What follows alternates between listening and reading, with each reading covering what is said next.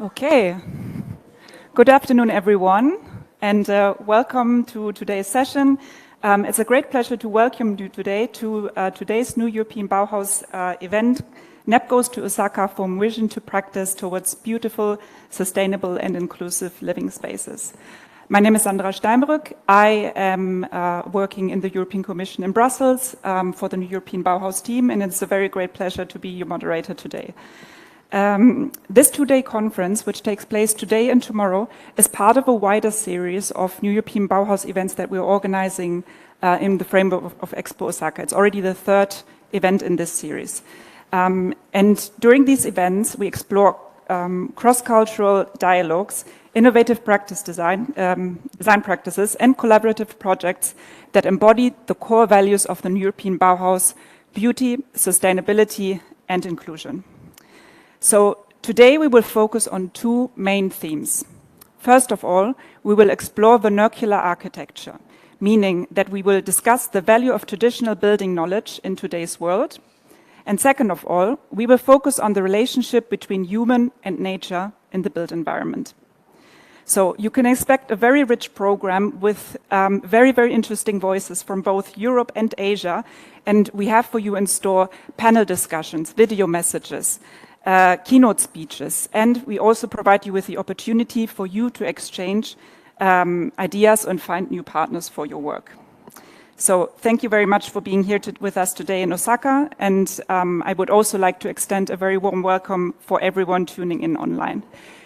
Maybe just a little side note, this event will be bilingual, it will be Japanese-English, so we will provide you with simultaneous interpretation. So just a little quick guide on how it works. All of you here in the room have received a little digital device, which you can use for the language that you would need to have interpreted.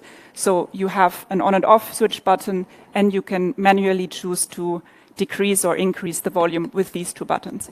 And for everyone joining us online, if you would like to switch the language and hear the interpretation in the other language, Japanese or English, please refer to the little globe button at the bottom left.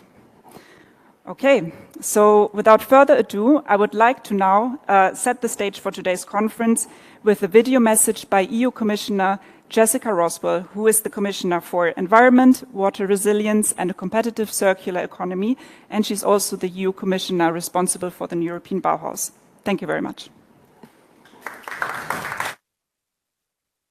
Ladies and gentlemen, the new European Bauhaus invites us all to imagine a new way of living that combines beauty and functionality with sustainability, resilience and inclusiveness. It serves as a bridge between the European Green Deal moving forward to a net zero future and the quality of our everyday lives as citizens and families in our home and neighborhoods.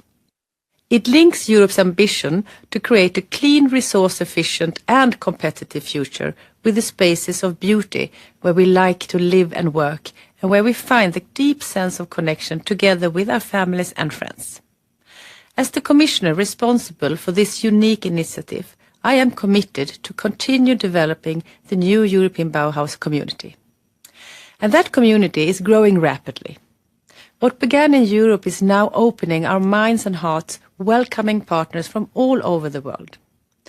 President Ursula von der Leyen has said it many times. Europe is open to business. The new European Bauhaus is one of the ways we invite this openness to take form. Between Japan and Europe, two cultures with a long and rich history brought together, working together in the new European Bauhaus and beyond, will strengthen our historic and cultural ties. Together, we can learn and collaborate on important fields like urban greening, water-resilient cities, and circular buildings. We are looking forward to seeing more ideas, more cultures, and more forces joining, and we acknowledge this shared commitment to shape a better world for the next generations. This Expo and conference are a significant step forward. They demonstrate what is possible when creativity and cultures meet to learn and lead with the balance of experience, curiosity, and new ideas. Thank you.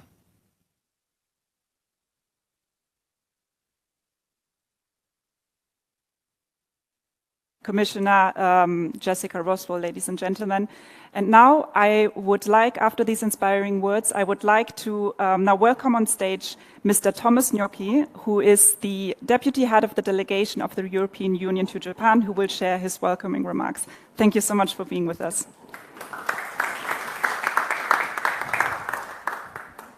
Thank you very much, Sandra. It's a great pleasure to open today's event, which, as you said, Sandra, is the third in a series of new European Bauhaus events, which we've held in the World Expo 2025 in Osaka. I'd like to extend a very warm welcome to all of you for joining us, both here in the EU Pavilion Auditorium and those listening online. From around the world, whether you're connecting from Japan, Europe, or elsewhere. Today we come together in the Europa Pavilion, built around the theme of nurturing tomorrow, and it is a place where ideas, cultures, and people meet to reflect on how we can shape a better, greener, and more inclusive future. Through its design and program, it reflects the European Union's deep commitment to addressing global challenges such as climate change, digital transformation, and social inclusion, not as abstract goals, but as shared responsibilities. It is no coincidence, then, that the pavilion embodies the ideals of the new European Bauhaus, showing how they can inspire real, tangible spaces. A few words on the new European Bauhaus. For those who are new to the new European Bauhaus, today's event is meant also for you, to spark curiosity in it, a reason for which I'd also like to extend my warm welcome to the newcomers amongst the audience. So what is exactly the new European Bauhaus? At its heart, NEB, in short, is an invitation, and it invites all of us, whether we are architects, artists, scientists, entrepreneurs, or students, to imagine and build ways of living that are beautiful, sustainable, and inclusive. It builds a bridge between the EU's commitment to grow as a clean, resource-efficient, and competitive economy and the everyday environments in which we live, work, and connect. It is a movement that says the green transition is not just about carbon targets or clean energy, it is also about the spaces we inhabit, the objects we use, the clothes we wear, and how we design for both people and the planet. And that is why NEB brings together in conversation an array of different disciplines: architecture and ecology, technology and craft, policy and design. And this is not only about Europe. NEB has raised the attention of individuals and organizations that are active beyond Europe, and which does not come as a surprise. In fact, the initiative addresses global challenges such as climate change, biodiversity loss, and social inequality, recognizing that these issues require collective and international efforts to find effective and sustainable solutions. Coming to today's event more in particular, we have a lineup of speakers and topics that's very exciting because it reflects that rich diversity. We will be hearing from people working in diverse areas: sustainable architecture, restoration, product design, and education. Each of these areas touches on one or more of the guiding principles of the new European Bauhaus. Sustainability, for instance, in fostering circular and regenerative construction systems. Aesthetics and quality of experience, because beauty matters not as a luxury, but as something that shapes our well-being and our sense of belonging. And inclusion, ensuring that transition towards a clean and healthy future leaves no one behind, and that we co-create solutions with communities and not just for them. All of these stories echo the core idea that the NEB is a platform, a conversation, a collaborative laboratory.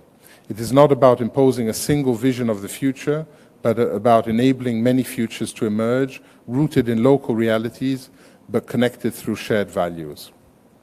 In closing, as I mentioned earlier, this event is the third encounter in a series of NEB contributions to the World Expo, and over the next weeks and months there will be more events and exchanges, all highlighting the energy and diversity of the NEB initiative. So let me today, let this today be the starting point, a chance to connect ideas, disciplines and people across borders and sectors. And above all, let's enjoy this next hour of stories and inspirations. And with that, I would like to thank you once again for joining us today. I'd also like to thank the wider web community, and in particular our colleagues at the Joint Research Center, Sandra and Lorenzo, for being here today and organizing this event. And it's really a great pleasure to, as I said, open the event, and now we can start with the different panels. So a real pleasure to hand over back to Sandra. I hope you enjoy today's event. Thank you.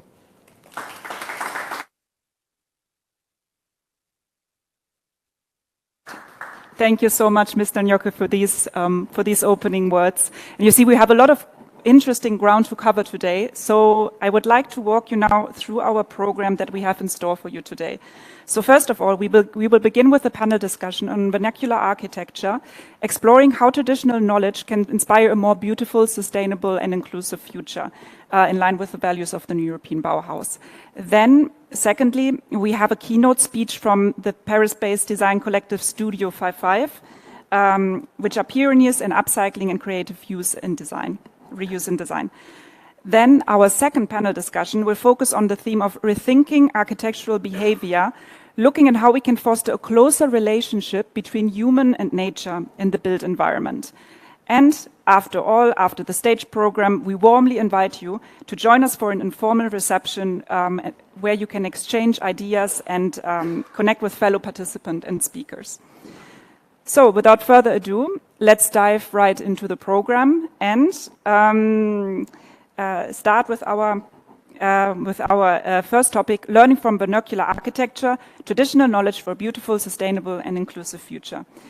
But before we begin with the panel discussion, I would like to take a moment to introduce the person behind this panel discussion who had the idea for this concept and who will present to you the idea behind it. So please welcome on stage Professor Atsushi Takano.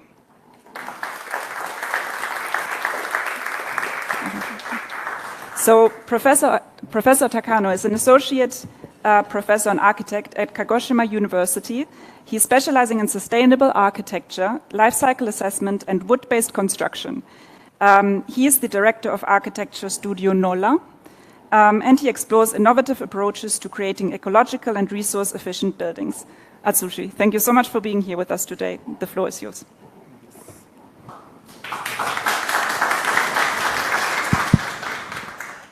Okay, so thank you very much for introducing me, Sandra.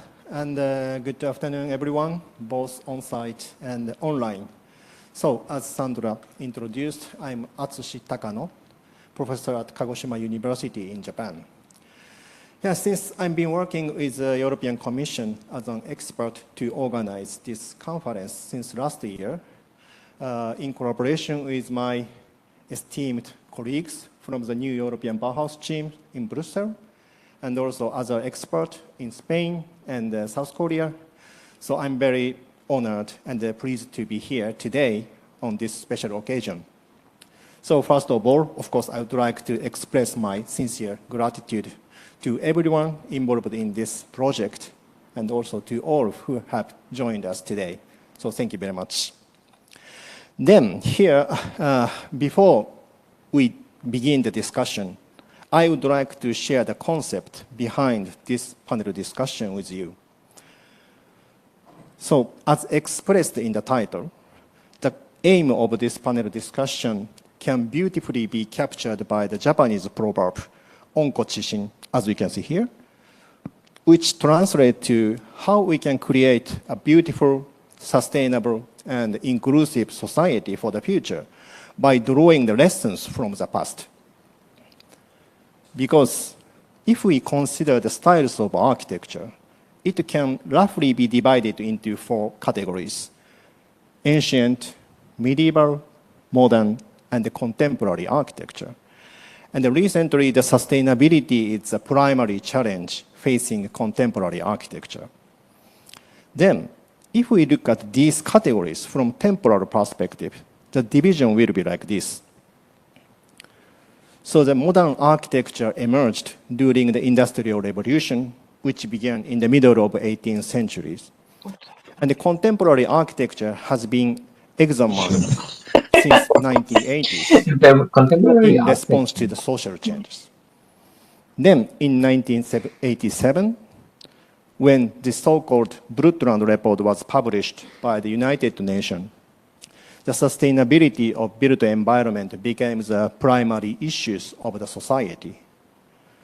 So actually this figure highlights the temporal dimension of architecture and the built environment. Then here is a question: what we can learn from this figure, or what we can notice from this figure? So I think at least there are two very important points to consider. The first, the history of modern and contemporary architecture is relatively brief here. And whereas the ancient and the medieval architecture has much more longer history, so that the time scale differs significantly between the period before and after modernization. The second, following modernization. Okay. Yes, following the modernization, the architecture primarily relied on the artificial materials and the modern technologies. But in contrast, prior to that, the architecture was predominantly composed of natural material and traditional knowledge. So the building system totally differs again between the period before and after modernization. And now we are here, 2025, discussing sustainable construction and built environment, mainly in line with modern technologies and materials. However, I'm particularly interested in this aspect, so traditional knowledge, because as we all know that before the modernization, we are deeply connected to nature, which means that we needed to understand the natural phenomena, the properties of natural materials, and also our own comfortability, well-being, and also livability in order to create an appropriate built environment to protect our life. So this relationship between nature and humankind has generated wisdom for better living, which has been passed down as traditional knowledge over thousands of years. So this accumulated traditional knowledge could inform sustainable development practices in our society today. So in that sense, there should be some hint there in the traditional knowledge. Then, for instance, this is an example of the Ise Grand Shrine in Japan. So as we can see here, there are two identical plots side by side in the shrine's precinct where the main building is located. And then, every 20 years, a new main building is constructed on the empty site, in this case, left-hand side. Then, right after that, the old main building is respectfully dismantled. Then, that site kept empty for the next 20 years. Then, after 20 years, it's just vice versa. So this periodic reconstruction has been carried out over thousands of years. So it's kind of amazing activity. And actually, the philosophical purpose of this activity is to create new, fresh, and sacred space for the God, for the divine. But on the other hand, practically, it serves to pass down very high quality, advanced construction techniques from generation to generation. And also to maintain the forest that can meet the demand for high quality of wood required for this building. And in addition to that, the wood from the old building is always reused, for instance, in a little bit lower grade shrine as a vintage material. So here we could observe traditional knowledge related to the circular system concerning resource management, building technologies, and also inclusivity. And this insight could inform sustainable practice in our society today.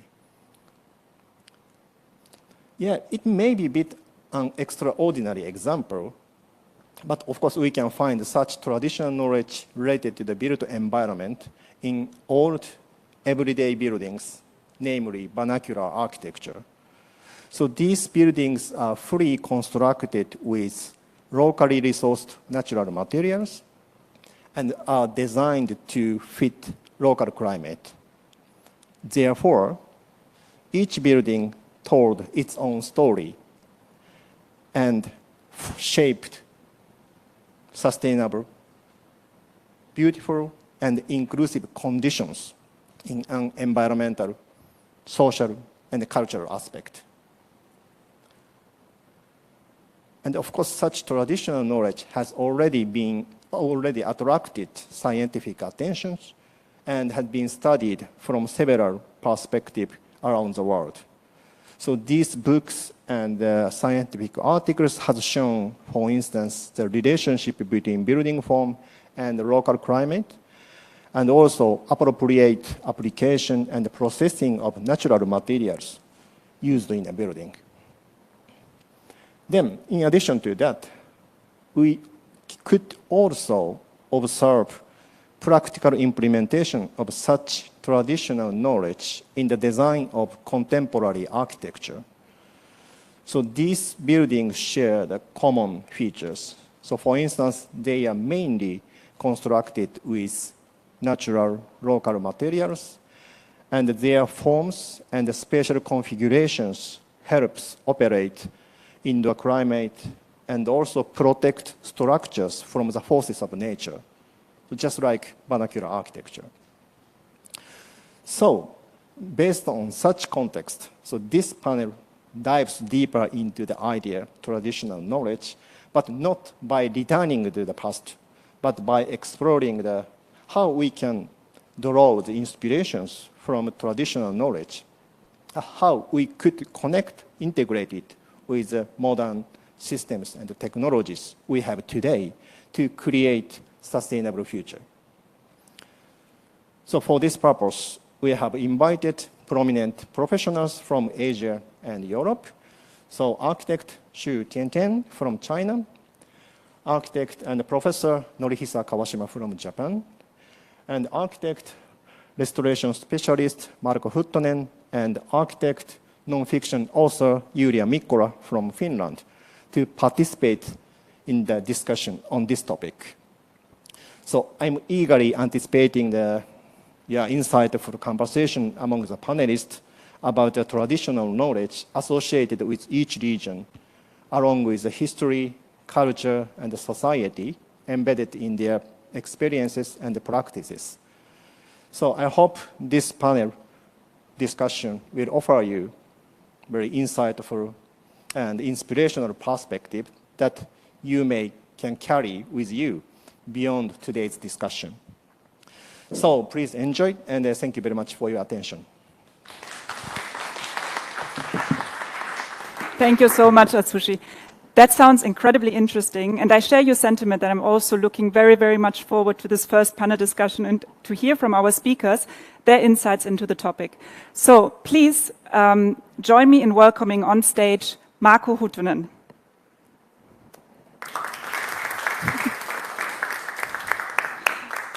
Julia Mikkola, Professor Chi Tantan,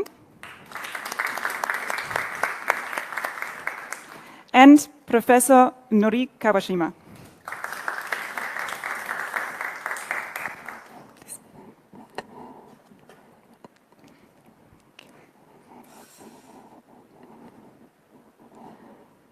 Okay.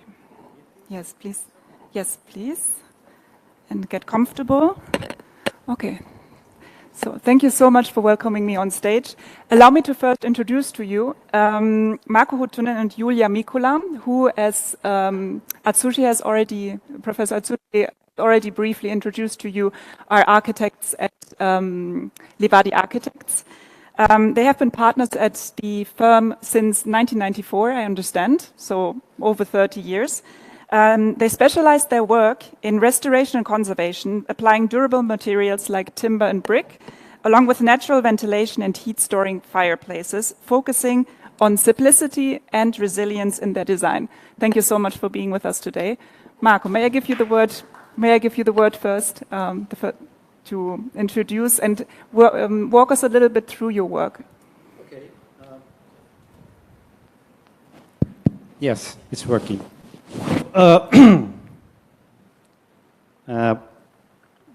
So you can see the presentation here. Okay. And where is the presentation? so you click next, the big green button. Okay. And there you go. Well, very simple. I have this one. Mm-hmm. Thank you. Thank you, Sandra, very much for the introduction. Okay, so we are restoring architects, and we come from the far north, so we are working at the heating climate. And ever since our company was founded, our goal has been to trying to learn what kind of structures, materials, and details are sustainable. And we are working also hands-on. The historical buildings, they are the database for both lasting and non-lasting solutions. And in Finland, vernacular architecture mainly means, or basically means, log construction, log buildings. And this 1,000 years old tradition is still alive, and it's also the technique that I like to use most in my new projects. They are very safe in terms of moisture behavior because they don't have any interfacing layers where moisture could condensate, and they have very good, also many other very good qualities. The solid walls, they are very long-lasting, and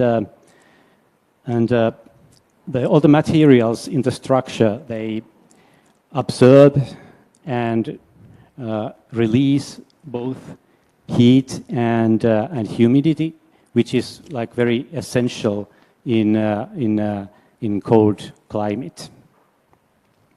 So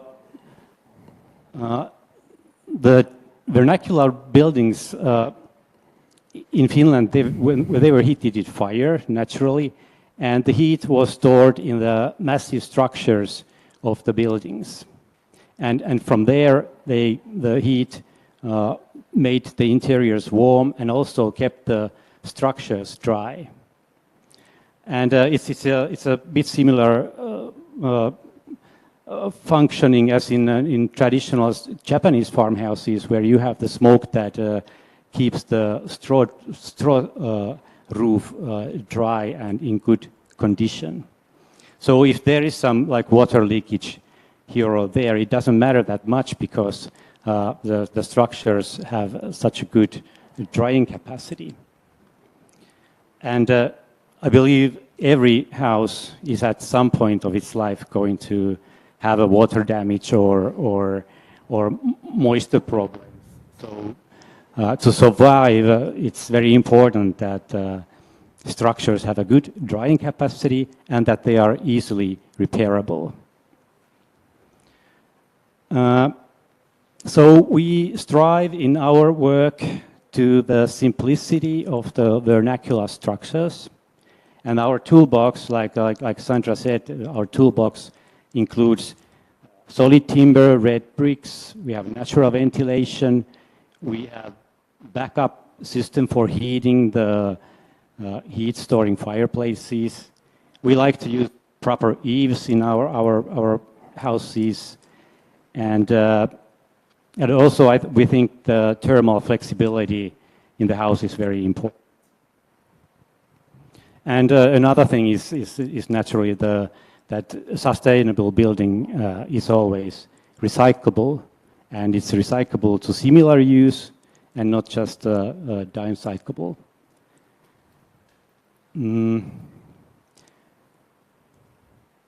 I have to say something also about the modern heritage, because it serves as kind of like the opposite case. We have there the single use, very difficult to repair. We have multi-layered structures with interfaces, and we have hardly any drying capacity in the structures. But since we are facing now climate crises and resource crises, and so we can't just like take the modern heritage down. We can't demolish those buildings. We really need to extend the life of that building stock as well. So one very difficult but also very interesting question that we restoring architects have to answer now is, how can we get the good qualities of the traditional building, the good features, how do we get those through renovation processes into also modern structures? I do believe it's possible. And we believe that a long-lasting building is always also an ecological building. And renovation is about extending the life of a building. So I think all new buildings as well should be designed so that they are easily maintainable and repairable. Thank you. Thank you so much, Marco. And then allow me to now give the floor to Julia to walk us through your work. Thank you very much. Thank you, Sandra.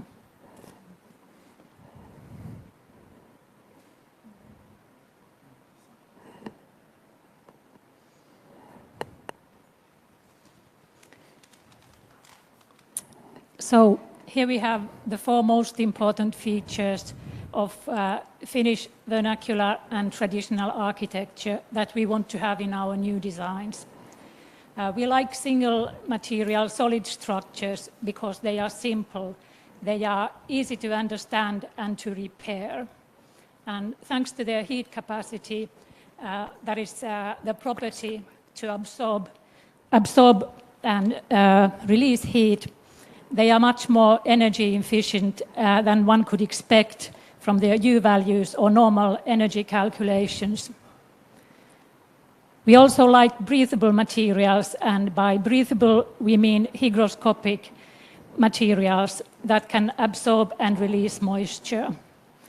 Such materials and structures buffer indoor humidity and thus reduce peak power demand for ventilation, just like solid structures reduce peak power demand for heating and cooling. We only try to use materials of which there is long experience, and we think that materials shouldn't have any harmful substances that can accumulate in the environment. Plastic we try to avoid whenever possible. Plastic paints are harmful because they ruin breathability. They are hardly ever watertight enough to prevent moisture getting into the structures, and they are almost always too watertight to enable drying. And at the end, they will become microplastics, which is also harmful. And as we aim for fault tolerance and easy maintenance with simple tools, we like so-called low-tech, like natural ventilation and heat storing fireplaces, as already mentioned. And natural ventilation doesn't need any electricity, which is a good thing. And as already mentioned, fireplaces can work as backup when there is a heating blackout. And these are actually quite sophisticated systems, so low-tech is a bit misleading name for them. They help houses to withstand also exceptional conditions, so that the house still can protect the resident. And solid structures are good in this sense too, because they give us more time to solve the problem with the power supply, because they cool so much slower than lightweight structures, modern structures. In traditional Finnish ventilation, there is a flue going up to the roof from every room.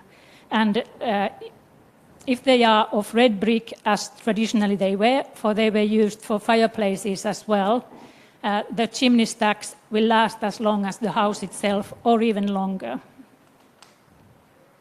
And then there is craftwork. Things produced by craftwork can easily be maintained and repaired by craftwork as well. And it's very satisfying work for the builders and those who repair handmade buildings and building parts. And having said all this, I hope I've given you an idea of what kind of buildings we would like to design. But there is one complication, and that is the energy efficiency requirements coming from European Union. Now, in Finland, energy efficiency has been a historical necessity. And traditional heated buildings had solid exterior walls and insulated double floors and double glazed windows already more than 100 years ago. This kind of buildings are usable for many centuries if they are properly maintained and repaired. And the ones still existing have already proved their durability and repairability. But because of energy regulations, we unfortunately can't build the likes of them anymore. Luckily, it's still possible to make solid exterior walls out of wood. However, compensations are then needed, and we can't design as durable buildings as we would like, for insulation layers get too thick and they don't dry as they should. We are quite interested in building physics because it helps us to understand why modern solutions can be worse than the traditional ones. And it also helps us to explain that to others, which is an important thing, because normally people think that everything modern is automatically better than the traditional solutions. As it happens, a more weak or more permeable material can function better than a hard and waterproof material. And one should always remember that the properties of a structure are not necessarily the same as the properties of the material the structure is made of. That's about it. Thank you so much.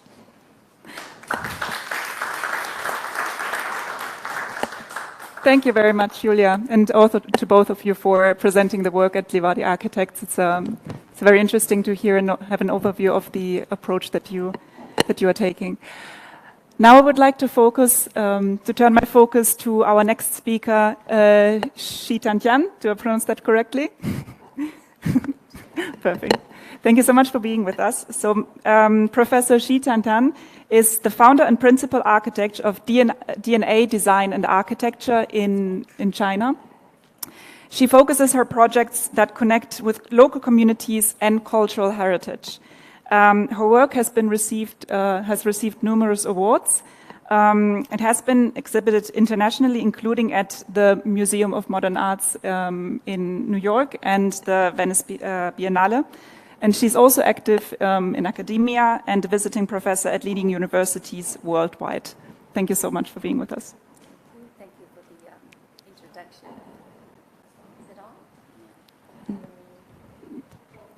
on? Hello? Okay, thank you. Thank you, Sandra. So I'm not a vernacular architecture specialist like Mark or Julia, but we also work with vernacular architecture as a social strategy to see that whether the vernacular architecture can still be performative in our contemporary contexts, especially when responding to the current pressing issues. So I want to introduce today the Fujian Tulou, which is very unique, specific building typology in southwest part of Fujian province, which is my home province. I believe Professor Takano also showed the image of Fujian Tulou. So you see, this is really large-scale rare earth structures, which was inscribed by UNESCO as World Cultural Heritage, including 46 Tulo buildings. But there are still thousands of Tulo buildings in this region. And the Tulo was first built as a defense structure. So you see the system, the structure, this system of this vernacular typology was pretty much a defense facility in order for the community to fight together against common enemies. And it's also accommodating for collective living, which is probably the only vernacular typology that doesn't have any hierarchy. See, you can tell from this structure that every family owns a row house. So it's basically a connected row house systems. But then instead of, which is different from the contemporary row house system, here every family, even though they have their own row house, a column of the structures, but then every family or the community, they share the common stairs, 4 to 6 common stairs. So with this system that with ground floor as the kitchen, second floor as storage, and then bedrooms on upstairs on the 3rd or 4th floor. Basically, if you need to go to your own bedroom, you have to pass the neighbor's bedroom. So this means that it's very, very intimate community, very closely bonded community. They are working, they're living, working, and fighting together under very extreme social conditions. So this is the system, how each family is actually owning their own individual row house, but sharing all the circulation and the common spaces, including the courtyards. And Tulo is probably the most ecological buildings. The most ancient Tulo is built over 700 years ago and still working well with its original inhabitants. So you could tell from the diagram that Tulo was actually, all the construction were taking the natural material, working with the local vernacular indigenous building techniques. And the process is a collective collaboration by the communities, by the entire community of this Tulo structure. And during the past around 1,000 years, the Tulo system, which is in this mountainous region in Fujian, has formulated its own cultural heritage legacy. So there's really rich, very unique cultural heritage tradition embedded in the Tulo communities in this region.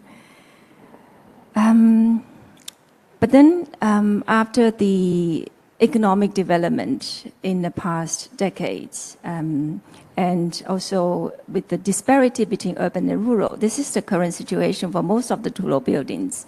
Well, the 46 UNESCO Tulo buildings, or the national heritage, the provincial heritage buildings, they still have the sufficient amount of funding system for preservation, for renovation. But most of the Tulo buildings, with thousands of Tulo buildings as low grade of heritage building, doesn't have that kind of amount of funding to support renovation. So this has become a social issue, social architectural urgency in this region. So with this condition or critical issues, we want to argue that with the new design input or vision or perspective, we can see Tulo that maybe starting from Ruing as a new typology, how we can work with this context and how we can adaptively reuse these existing abandoned Tulo buildings and to convert them into community space with new functions or new public programs. So the Tulo as a vernacular building typology can still be performative. But at the same time, reusing all these existing structures can reduce the amount of the new constructions to reduce the impact, interruption of our environment, of course, but at the same time also restore the local collective memory and identity. So we have been working with a number of Tullow buildings to collaborate with the communities. For example, this is one of them. First of all, both Tullows are still having numbers of the original inhabitants, but with the rest of the space empty, being abandoned for decades. So here you can see all these empty space voids and also with the disconnected circulation. So the design idea proposed to connect the corridors only, but leave the space open, which will become the community space and also to welcome visitors. So at the same time, also relocating the kitchen from indoor space to out to this covered space, to this outdoor walkway, actually become a open space, which is climatic, but also brings new economic potential for these inhabitants when the Tullow is opened up to the visitors. And everything is done with the traditional building techniques, so the communities can still work with the, they are still the construction workers on their own house, on their own buildings. So the idea to propose that everything goes with the vernacular building techniques is to ensure that this is not, we're not designing Tullow, the structure as a one-of-a-kind artifacts, but rather this is to introduce a social systematic strategy for thousands of abandoned Tullow buildings in this region. So even with this Tullow burned down by fire over 200 years ago, we're not asking to renovate, to rebuild everything to original condition, but rather to leave the ruin as what it is. So the burned down Rem-Earth becomes the monument. It's also the exhibition of this new program as a Rem-Earth Cultural Center. And another Tullow collapsed at the entrance, which became a new opportunity to introduce a lookout terrace, because with the preservation regulation, if the Tullow is intact, is in its complete form, it's not allowed to open any openings, to break any openings on the facade, right? Because with the preservation codes. But now with the ruin, with this ruin condition, it brings new opportunity, it brings new potential. So here we're able to open up a lookout terrace, and this, which makes this Tullow very unique from the rest. And we also testify with the traditional, we testify with the contemporary CLT timber structure as a dialogue with the traditional tenant and mortise timber structure. But of course, it follows the preservation regulation as continuation of the original typology. So even during the construction, the villagers are already setting up this, collecting at this in front of the Tullow, which brings this pop-up market by the community. So with all the story of Tullow, we want to argue that ruin is the new opportunity. And we have to see the vernacular architecture, how we learn from the traditional techniques, how we learn from the social values, and how we learn from the past. But at the same time, we also need to look forward. In this way, design can really provide a social strategy. Thank you. Thank you so much, Tian. Thank you so much for your presentation. I personally have to admit I was not yet aware or familiar with the structure of the Tullow, so it's an extremely interesting concept and was so rich of history. So thank you very much for introducing it to us. Thank you, Sandra. Great. So now, last but not least, I would like to introduce to you in more detail Professor Nori Kawashima. Professor Kawashima is an architect and associate professor at Meiji University. He is leading the regional design laboratory, and he's also the founding principal of Nori Architects. In his work, he integrates academic research with design, focusing on sustainable architecture, ecological urbanism, and regional revitalization. His work is also widely published and received numerous awards. Thank you so much for being with us. The floor is yours. Thank you very much for introducing me. So I'm Nori Kawashima. So today I will introduce these two projects related to this theme of this panel. So first project is Chikudoan, so a self-built tiny house with a sauna.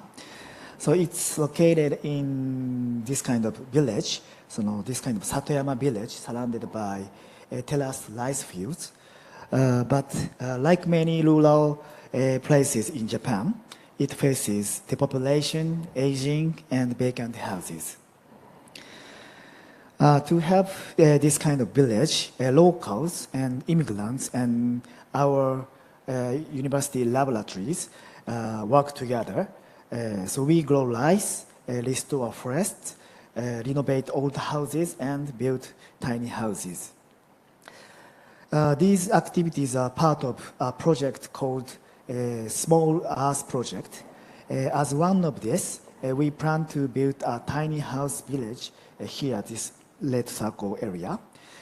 So this is because many city people visit and want to move in, but large traditional houses lack privacy, so tiny houses can help it. Chikudoan is one of them. So we renovated this tiny, unused barn. So this is a photo before the renovation, and this is after. The first floor has thick rammed earth wall and deep eaves to protect them from rain. The space feels quiet and sheltered, almost like a cave, even it's on the above the ground. Above that, there are this kind of calm place. There are two doors at the front. The left one leads to the sauna, the right one to the second floor. The second floor is a simple accommodation space. We used natural materials from surroundings from this village. For example, soil, rice straw, rice husks, and bamboo. The walls use a traditional rammed earth technique, and the foundation uses split stones and pine stakes. No concrete, but strong enough even on the soft ground. These techniques come from traditional methods we studied and tested ourselves. These drawings shows a process. So everything was made by hand. Natural materials are right, so anyone can help the construction. Actually, so students and local people built all of it. Other parts were also made with biodegradable materials. We designed it to be built, maintained, and enjoyed by the community. So this, too, is very important traditional knowledge, I think. What matters most is the sense of attachment. So people who help build it want to care for it. This makes the buildings last longer, and that's true sustainability. So can this also work? Can this also work in urban buildings? So that was the goal of my second project called Good Cycle Building, a renovation of a mid-sized office building in downtown Nagoya. So in the countryside, we can work within the biosphere, but cities are full of artificial materials already. So in the city, we need to create a new kind of cycle. So the key is to hybridize the biosphere and the technosphere in a good way. So as in Japan, many 30 years old office buildings still have a good structure, but many are demolished and rebuilt now. So we wanted to show how they can be reused and transformed. So we set back the facade 2.5 meters and added a veranda space with cedar log and greenery. So bringing light and wind into the building. So here is the first floor entrance, second floor lounge, seventh floor conference room, and eighth floor event hall, and the rooftop garden. So each floor has a veranda space in front. So throughout this building, we reused the existing structure, added light and air, and introduced soil, wood, and plants. So we aimed to put this building into a new urban material cycle. The soil wall use recycled construction soil with no cement, no resin. And over 120 people who will work in this building joined workshop to build all of soil wall, from the first floor to the top floor. And we used logs from a sustainable forest, Yoshino forest in Nara, and installed like this. Actually, we put these columns just after cut off, so that were still wet. But we thought, okay, we can dry them on the facade area. So as Professor Takano introduced Ise Shrine, so after 10 years or 20 years, we can the logs will be dried, and we can remove it from the facade, and we can use for another purpose, for example, furniture or something, and put another new one. So this kind of new cycle can be realized in this facade. And also, we also used the structure, existing material like stones, and even urban waste. So by doing this, so we brought traditional knowledge from rural village into the urban city and showed how it can help us create new cycle for the future. So that's it. Thank you very much.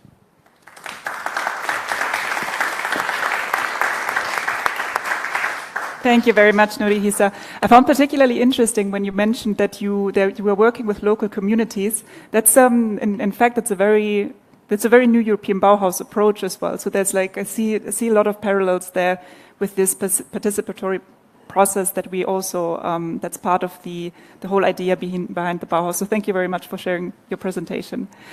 So maybe just to start the panel discussion, we saw different kinds of works that all bring together under the same umbrella this idea of using traditional knowledge into the modern context. I would now kind of extend a question to the four of you. In your own work, how would you balance the importance of traditional knowledge and innovation? What do you think is more important? Who would like to take who has an idea, who would like to share some ideas?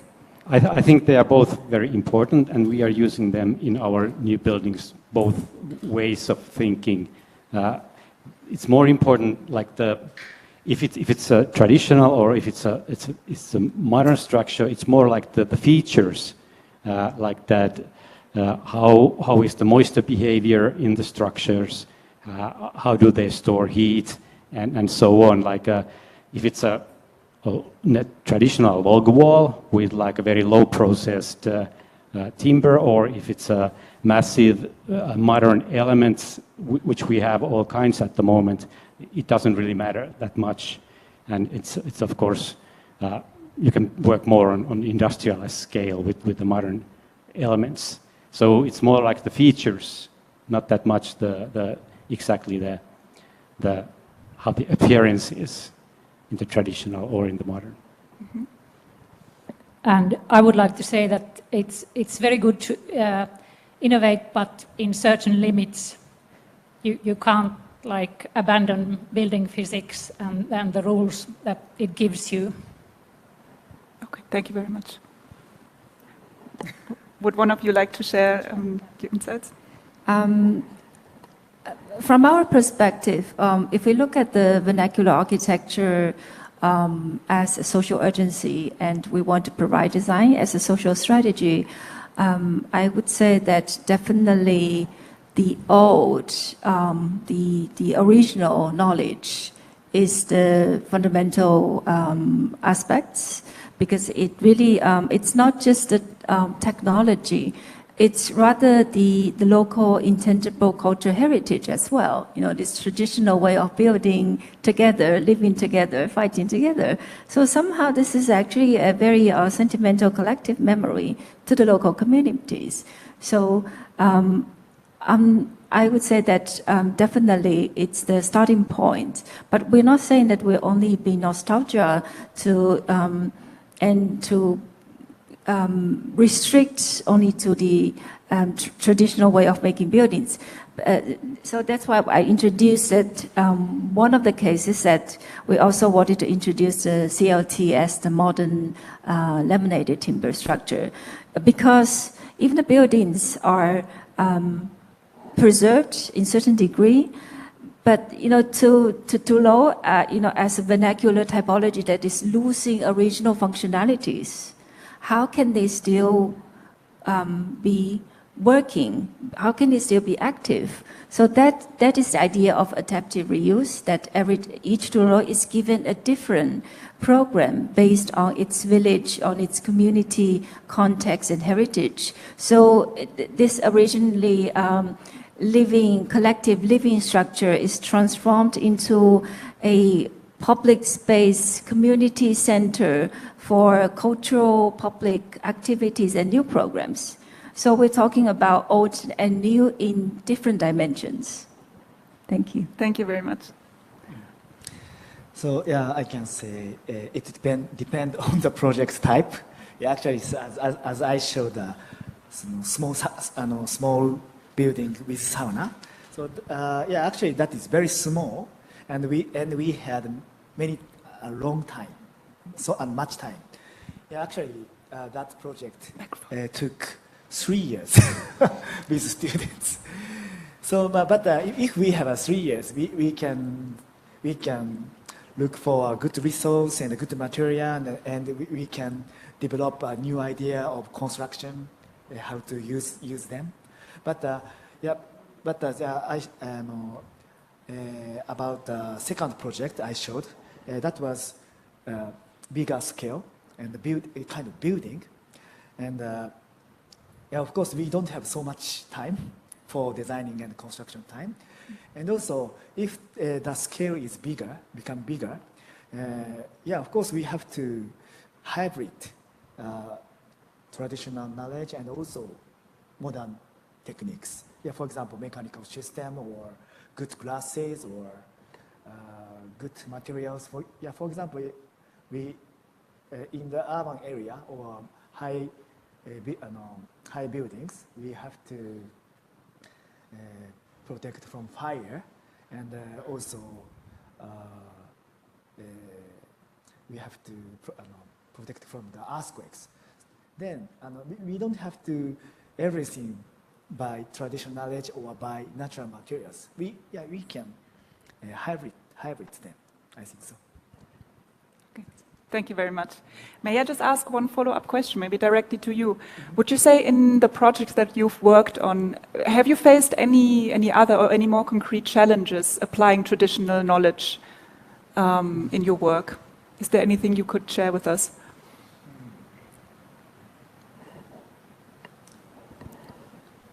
Yeah, for example, for the second project, that is high building. So, but we tried to use soil on the facade.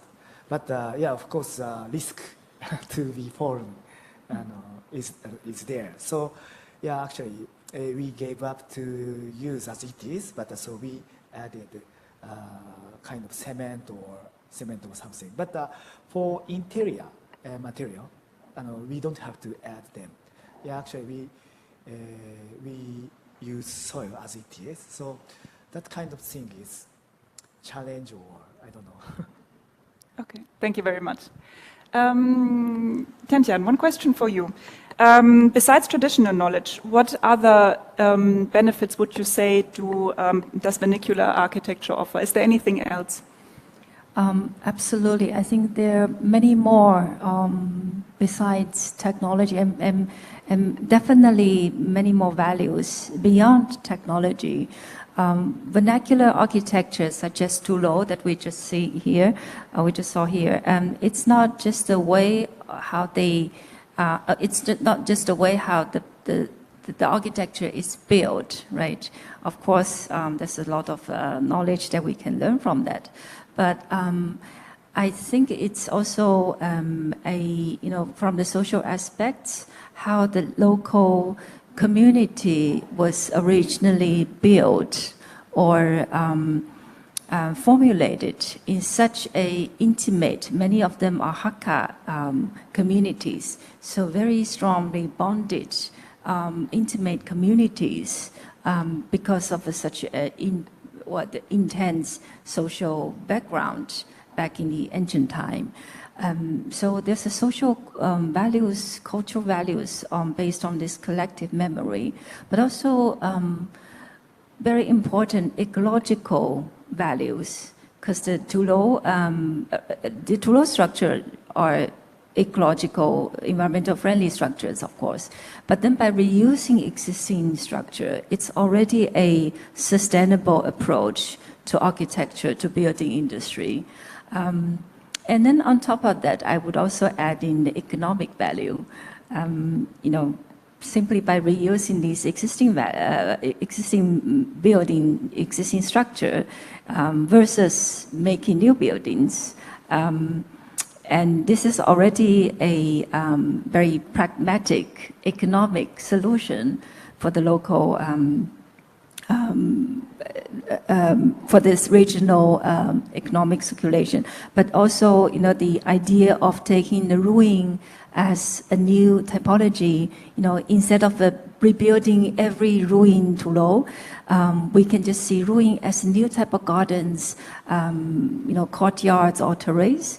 This is already reducing the local funding pressure for the local administration.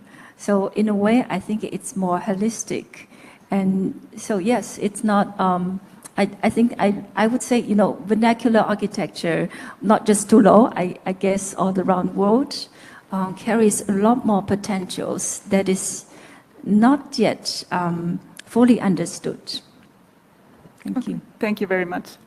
I hear from all your presentations that vernacular architecture,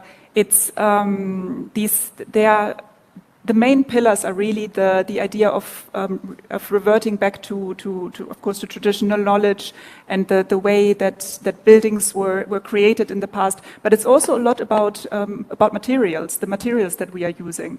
And Marco, you were explaining that you in your work, or the two of you were explaining that you use a lot of timber in your architecture. I wonder if there are not critics that say that the use of timber could reuse or use up forest resources. How would you respond to these concerns? Yeah, that's a good question. But and in the case, if you need to increase the amount of logging, it's not ecological or sustainable. But if the timber is from a sustainably managed forests, then I believe it's very good. And also, timber is the only building material that can compensate to the emissions caused by the construction, transportation, the use, even demolition. I'm afraid it is about the only building material that can do that. Okay, thank you very much. And please. But of course, it means that we can't use too much of timber, and what I think is that we should use timber for buildings, not for making paper. Of course, there's a huge difference.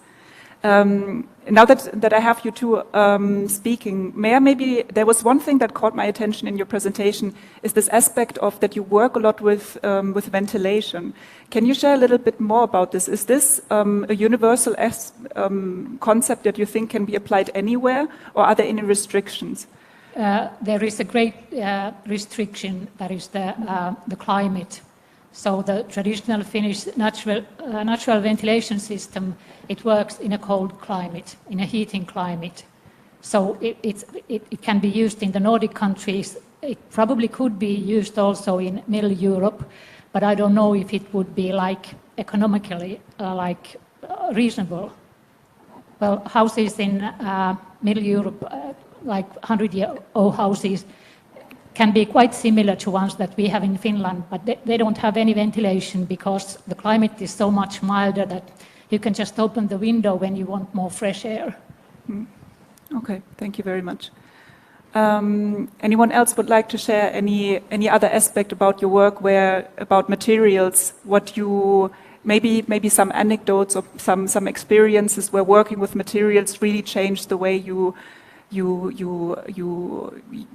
saw vernacular architecture performing?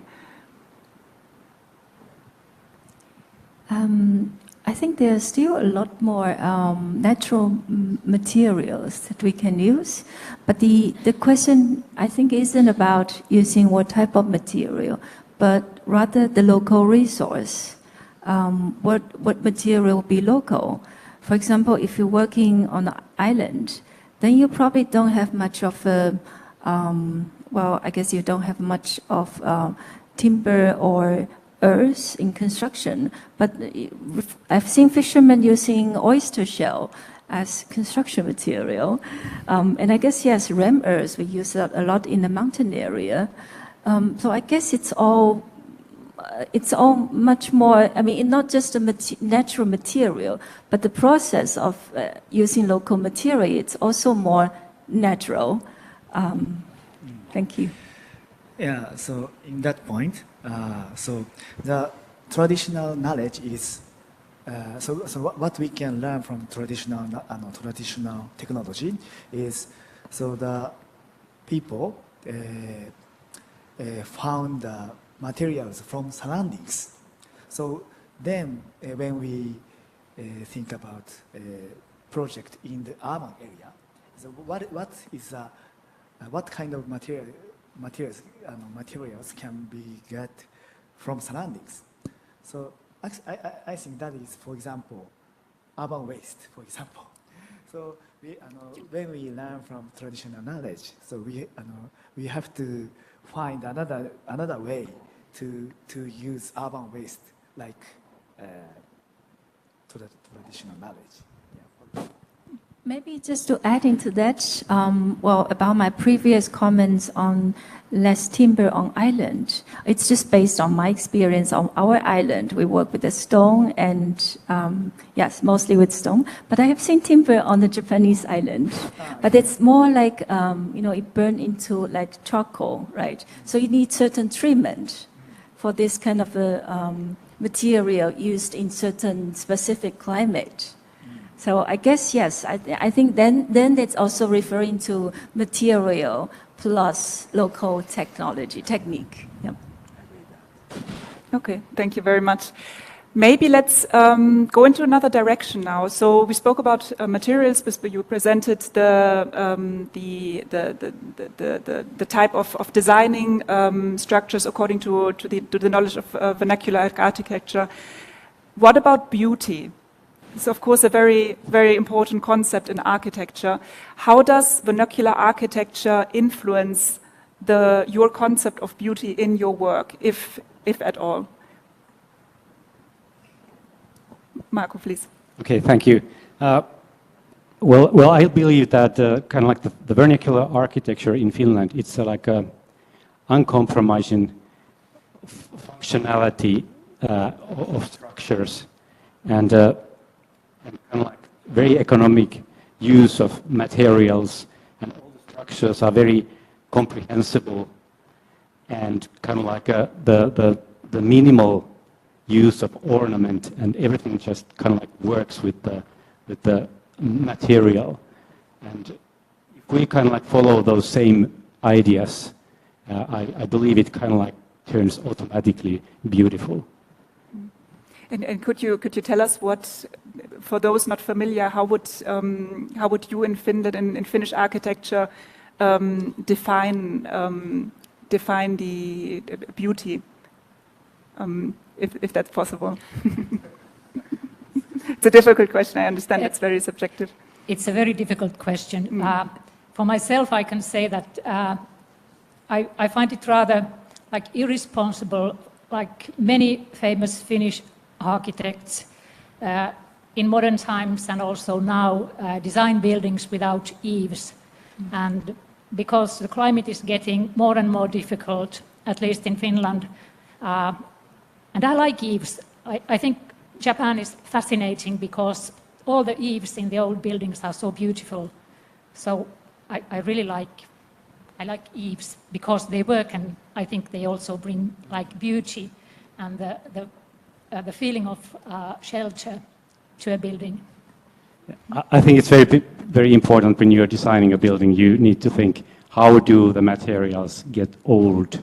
And maybe even think so that when the building is finished, it's not really finished, but we need the next decades so that it gets the beauty out of the materials when they get old.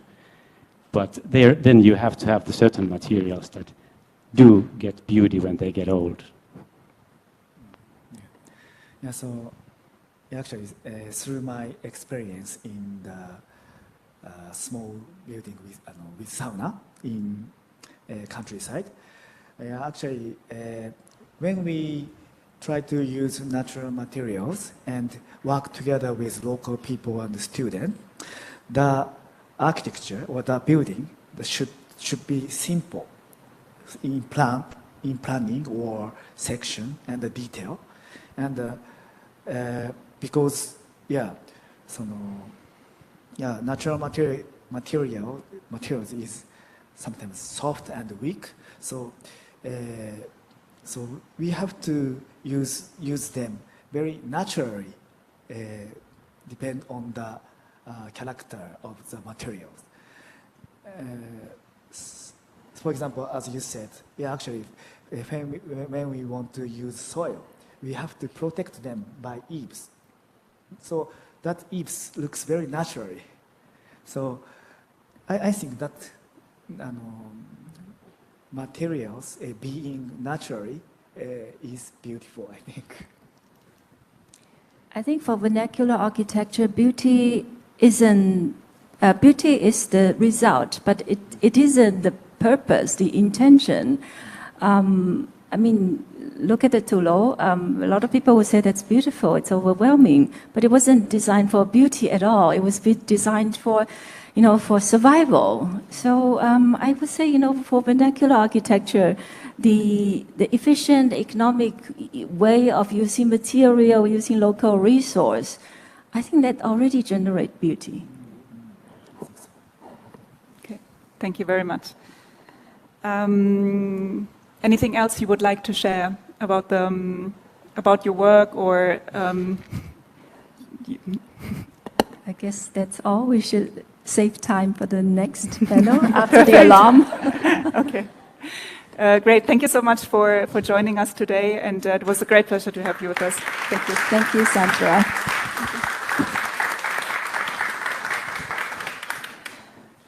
Okay.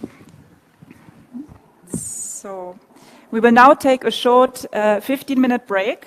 So we would like to invite you to just get up, stretch a little bit, and also for our online audiences to take a short break. And afterwards, after 15 minutes, we will be back with our two guests from Studio 55 for their keynote speech. So thank you very much, and see you soon.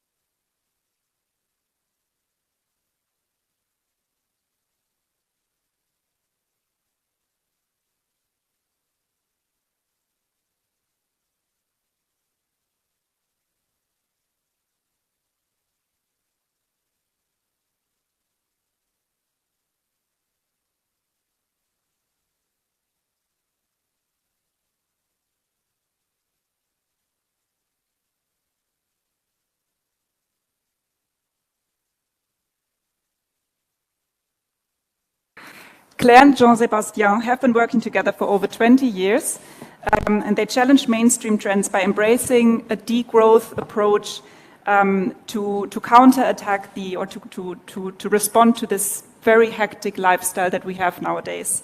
They are now pioneers of upcycling, and they are recognized experts in the field internationally.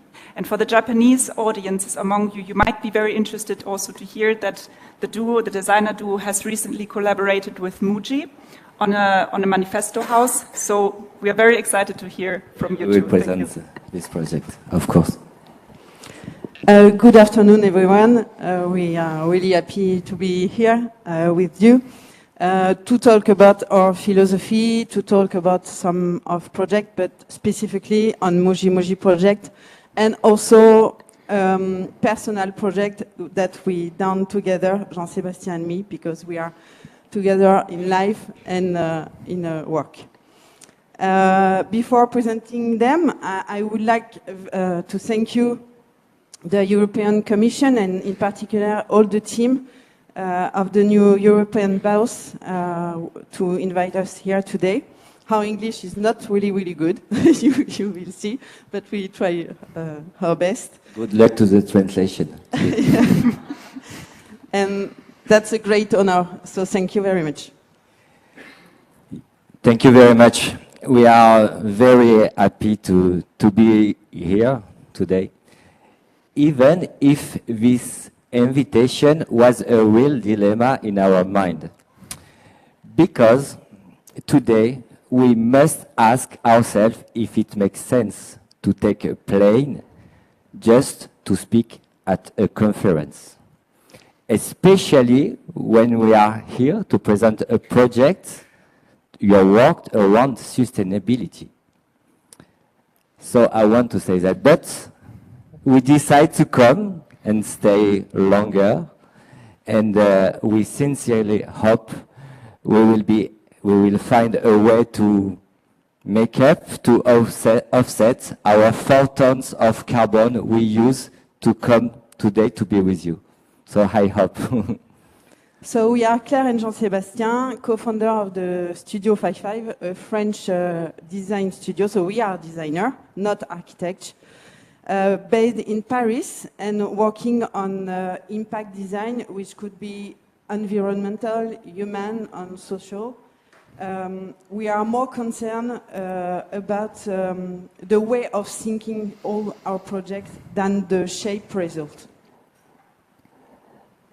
So our story started in 2003 around a manifesto project called Reanime. It's a metaphor of medicine for objects. So we decide to cure some broken furniture and to give them a new life. And we develop a range of different treatments which permit to give a new life and to repair them. So for example, I would like to present you this project. It's we develop a crutch, and this is an industrial product. You know, we produce many quantity, and it's very easy to install. You just have to put a hole in the seat, and you can screw the legs, and you can adjust on every chair you want, and it's work for each chair, so the result is always different. But it was a mediatic success for sure, but not commercial, of course. But I think it has this project has open conscious around this problematic. It was in 2003, and it was also a new posture for a designer. It means that waste could be potential, and waste can be. It's a new way of thinking. The waste can be potential and have a second life. So we developed several hospitals for objects, and we present all over the world. And now all these pieces are more in a museum, in famous museum all around the world, but not really in the house. So Reanim project stays a manifesto project, but it has launched the studio, and many brands and international company was interested to work with us because they were intrigued by our approach. And so we have worked during many years, like for Nespresso, we design a range of accessories, like this small cup that is famous now. We have also make art direction for Veuve Clicquot champagne. So lots of work with LVMH, and also some commercial, some appliance for SEB group. SEB is a French group for appliance. Why we put these objects is that 20 years ago nobody talks about sustainability, and to own money and to permit to live as designer, we have to do this type of project. But we like, because it was like we learn our job with this type of project. So we are really proud of what we do with that. But we can't add and link our philosophy and the brand at this moment. So in parallel of our job and studio job, we have always exploring new way to think about our practice and redefine our job.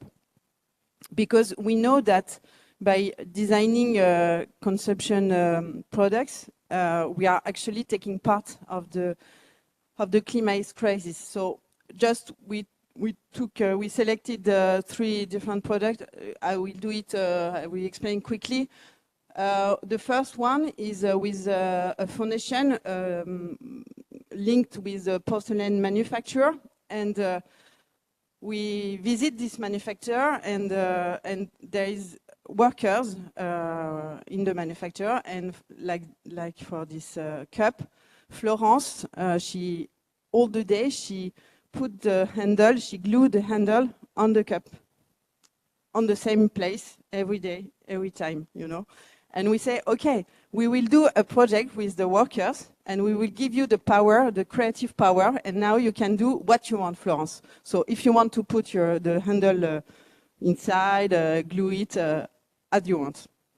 And it gave a collection, and we use 7 different workshops in the manufacture. So it gives a lot of pieces. But the goal was to give. There is a social dimension, but there are also a reflection about design and how we can practice, because in this project we didn't use a new mold, we didn't imagine new molds. For the second project is called Cuisine d'objets. It's like cook objects, so that the metaphor of cooking, you can cook your object as you cook your cake. So we manage some recipes, and you can find yourself a container and a stick and a lamp, and like this you do it yourself, your object. But it was 15 years ago, you know. Now everybody know do it yourself. And the third one is a project with we use stick in the hardware shop. There are sticks, and we did a stool. And so we have the both practice, design studio, and this research part. And but this reflection were in the back of our mind. And the COVID happened, like for lots of people of us. We giving us time to reflect and question our existence, what exactly we are all running after. And at our scale, I think this time accelerated our need to make a break, to step back. we were rejected at this time the system and our job, I think. So we have the chance to buy a small cabin in a forest very close to Paris, 1 hour by train, and cross a small river without the drinkable water, just electricity. And there are lots of things to do. Everything was we have to rebuild everything. So we spent our weekend and holidays to do it. We need to do it. And using only reused materials. Yeah, like Claire explained, it's why it's a kind of therapy for us. So I will explain you what we do. For example, so we decide to rehab this house in a circular economy, and for the bathroom, for the wall in the bathroom, we took tile samples from commercial catalog. You know, when you are a designer or architect, you know very well that, I think. You receive a lot of new product, a new little piece of samples, little piece of materials. And we decide to use it to create this patchwork. So this is a first example. For the terrace, we use the entire logs of wood to avoid any waste.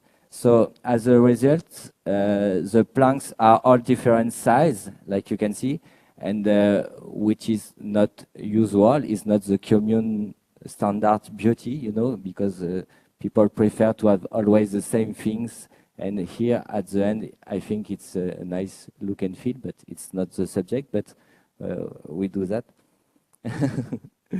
And also to find the perfect color of for our tiny house, the color that blends into the landscape. We used water and silt from the river to tint the plaster, and we apply with this plaster by hand, so it gives a craft effect, and it's really handmade. Yeah, I like these things. For the window, we first buy a window that had been rejected from a construction site because of a sizing problem. So we first buy the window, and after we decide to make the hole. To make the hole with the size with fit with the window.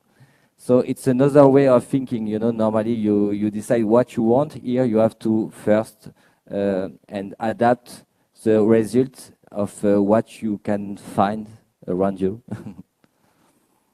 and that's the result. So it's a very simple house in the nature, nothing amazing, no wow effects, but what we like is its simplicity. You know, it's and we love this house because we did it, and I think it's that's something really important, to take time to do things nowadays, because we are always running after time, and we always try to find the best company to do the what we want with the best price. But no, we don't want to discuss with nobody. We just want to learn to do things with our hands by ourselves, and that's why we love this house. And about the inside, yeah. Well, for sure, we use natural material like cork for the insulation, but without any layer in front of it. We keep it like this, and we also use wood panel, and to furnish the house, we use only second-hand item we bought on the flea market. On the flea market. Flea market, sorry. one day we learned that the famous Japanese brand Muji wanted to meet us to help them shape their strategy on environmental responsibility. And we spent over 6 months thinking about the Muji brand, our times, and consumption in general. And one day, during a meeting, we told them about our own home, we told them about our own story. And at this moment, we saw something like a spark in the eyes, and we decided to design a new house together. A home for everyone to promote a lifestyle focused on simplicity and essential. And I think that's the DNA of the Muji brand. And for sure, our personal projects gave us really expertise in managing small space and in the core principle of responsible architecture. And for us, it was a great opportunity to continue and share our reflection with people and promote an environmental issue for living our world.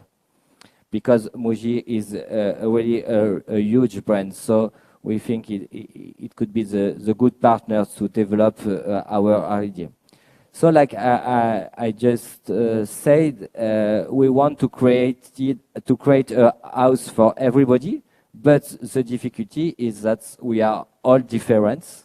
So it's very difficult to find the perfect standard house.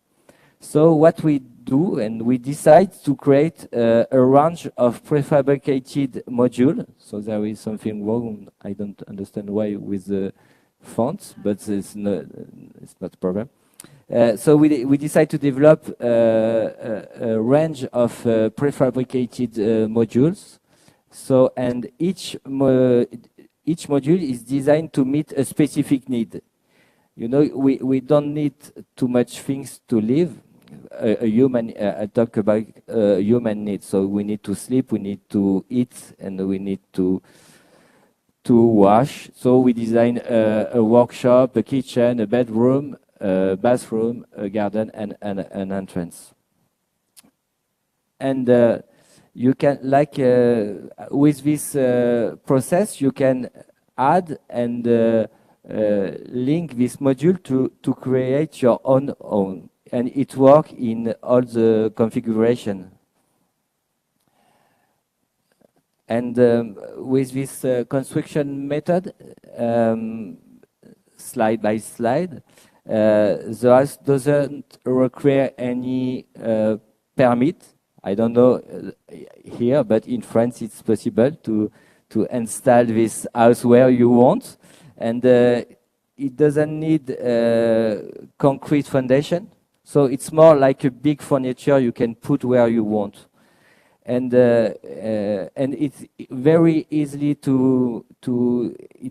this house can be assembled in a single day by a small team of 2 or 3 people. So you can see a picture of the house.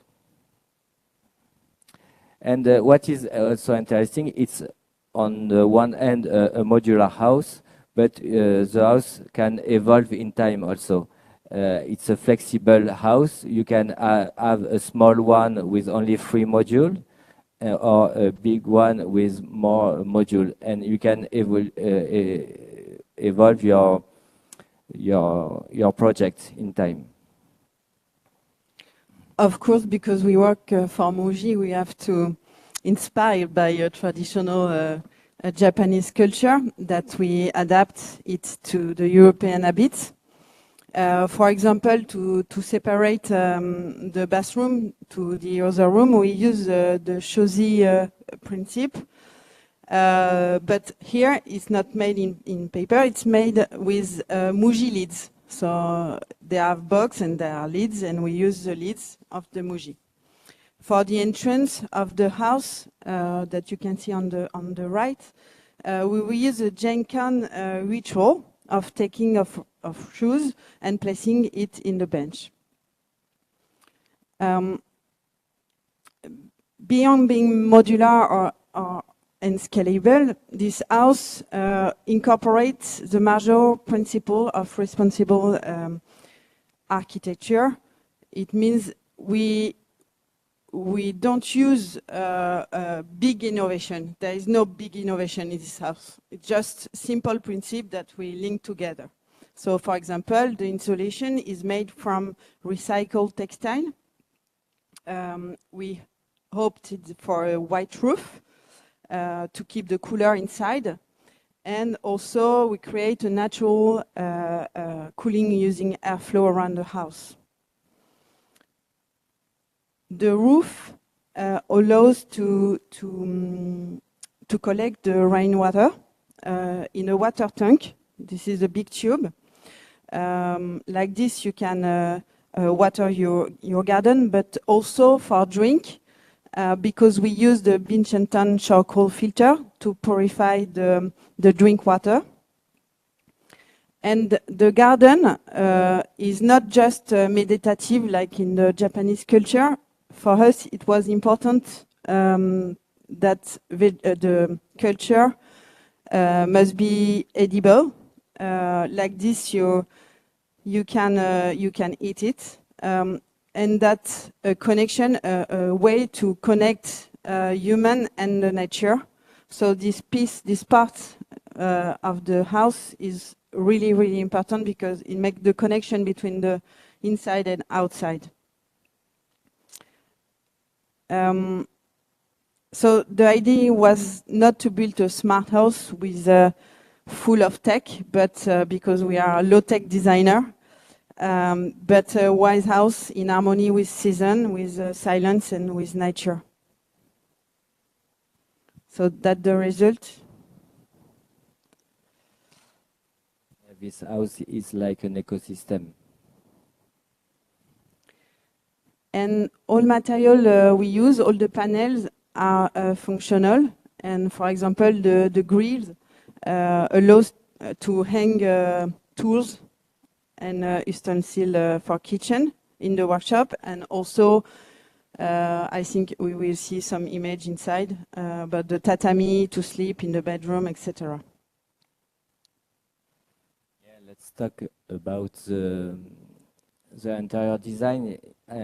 As we are designer and not architects, I think what is new is that we don't design only the wall and the space, but we decide to design the inside, all the furniture inside.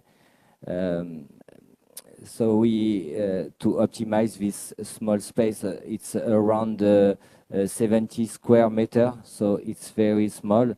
And so for sure, on one end, we keep only the essential things we need to live.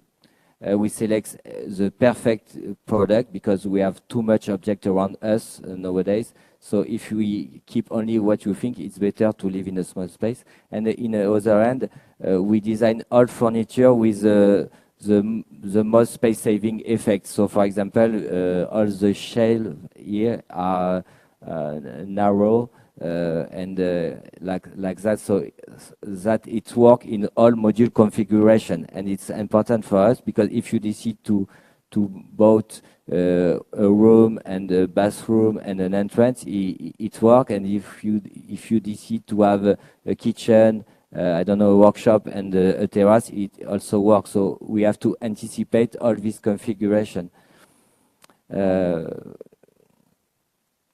Some view of the kitchen and the bathroom. Yeah. So it's very. And also, what we do is, for sure, we select the perfect Muji product. For example, these glasses are not just glass; they are stockable, so it's good to save space. But when we don't find the perfect item from Muji, we decide to develop our own solution with the Muji product. Right, with the Muji products, yeah. And we develop a complete range of several products. So, for example, we create this lamp using a Muji box. We just put a hole and put inside a bulb, and it become a lamp. And yeah.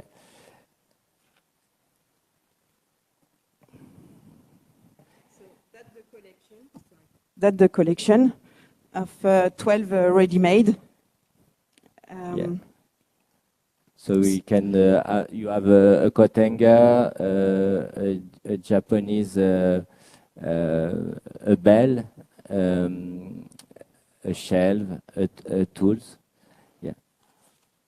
And this approach give birth to a special ready-made collection. And what we decide is to create instruction to give the possibility to everyone to make them. So you can find all the instruction on the Muji website. For example, for the house bell, we use a stainless bowl and a wood spoon, and it's really easy to do it. And what I want to say is, thanks to this, we do not use new mold. We do not extract raw materials from the ground, and we prove that we can create with what we have already produced. And in our mind, that's the new way of thinking to continue to create with less impact. We can use what we have already produced. And this is our way of inviting people to question what they buy, how they live, and why they consume, and learn to do itself. And you can, the people can find all this recipe on the website on Muji. Like this, they can do it themselves. So this project was, we are here because of this project, because the Commission has seen this project. We presented it in Paris first time last September for the Paris Design Week, and we decided to show it in Milan for the Milan Design Week in April, and it was a big success for us. We found a small garden in the center of Milan, which protect the biodiversity, so it was in connection with the house. And it was, people were really happy because it make a pause in the nature amid the frenzy of Milan Design Week, because it's a nice fair, but very lots of projects, and we were very happy to present it, and people loved the purpose, and we won the Sustainability Award. So it was a great honor for us. Because there is so many projects presented, you know, and we have the chance to win. So it was a but nice it's right on the award. But I think we won this award not only for design this house with low impact, with low environmental impact, but also to being able to inspire new way of living for tomorrow. And we are just designers, so it's difficult to change the world, you know. We don't want to, we are sure we can change the world, but that's what we want, propose alternative to make our lifestyle evolve toward more simplicity. And it's become our commitment, you know. Just before conclude, I would just remind us that sustainability is not a trend, because some people can think that. It's a new way of thinking, of conception to preserve our resource for tomorrow and to give a chance to our children to be creative and to live on this planet. This manifesto house proposes a way of living. It's an accessible dream, like the children dream, a space as a refuge, a space for essential things, a space to reconnect with nature, to remember where we come from, and reconnect with nature means reconnect with our senses, our emotions, and our capacity to feel alive. This Moji house is a space, finally, to take care about nature. Thank you. Very much. Arigatou gozaimasu. Thank you so much, Claire and I, Jean-Sébastien Blanc from Studio 55 for introducing us to your work. That already brings us to our last point of the program. We have a second panel that we would now like to invite on stage. It's about rethinking architectural behavior, human-nature relationship, and build space. So we have invited 3 people from Asia and Europe, from South Korea, from Japan, and from Spain, who will share with us how evolving design practices in Asia and Europe are reshaping the bond between architecture, people, and nature. So our speakers will reflect on how simplicity, material restraint, and cultural tradition can create spaces that enhance well-being, support biodiversity, and promote circularity and social inclusion. We will hear 3 presentations, followed by just a very, very short panel discussion. So please, welcome on stage, Assistant Professor Carmen García Sánchez.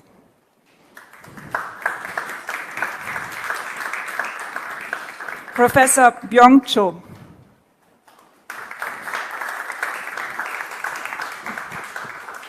And Professor Yoshiharu Tsukamoto.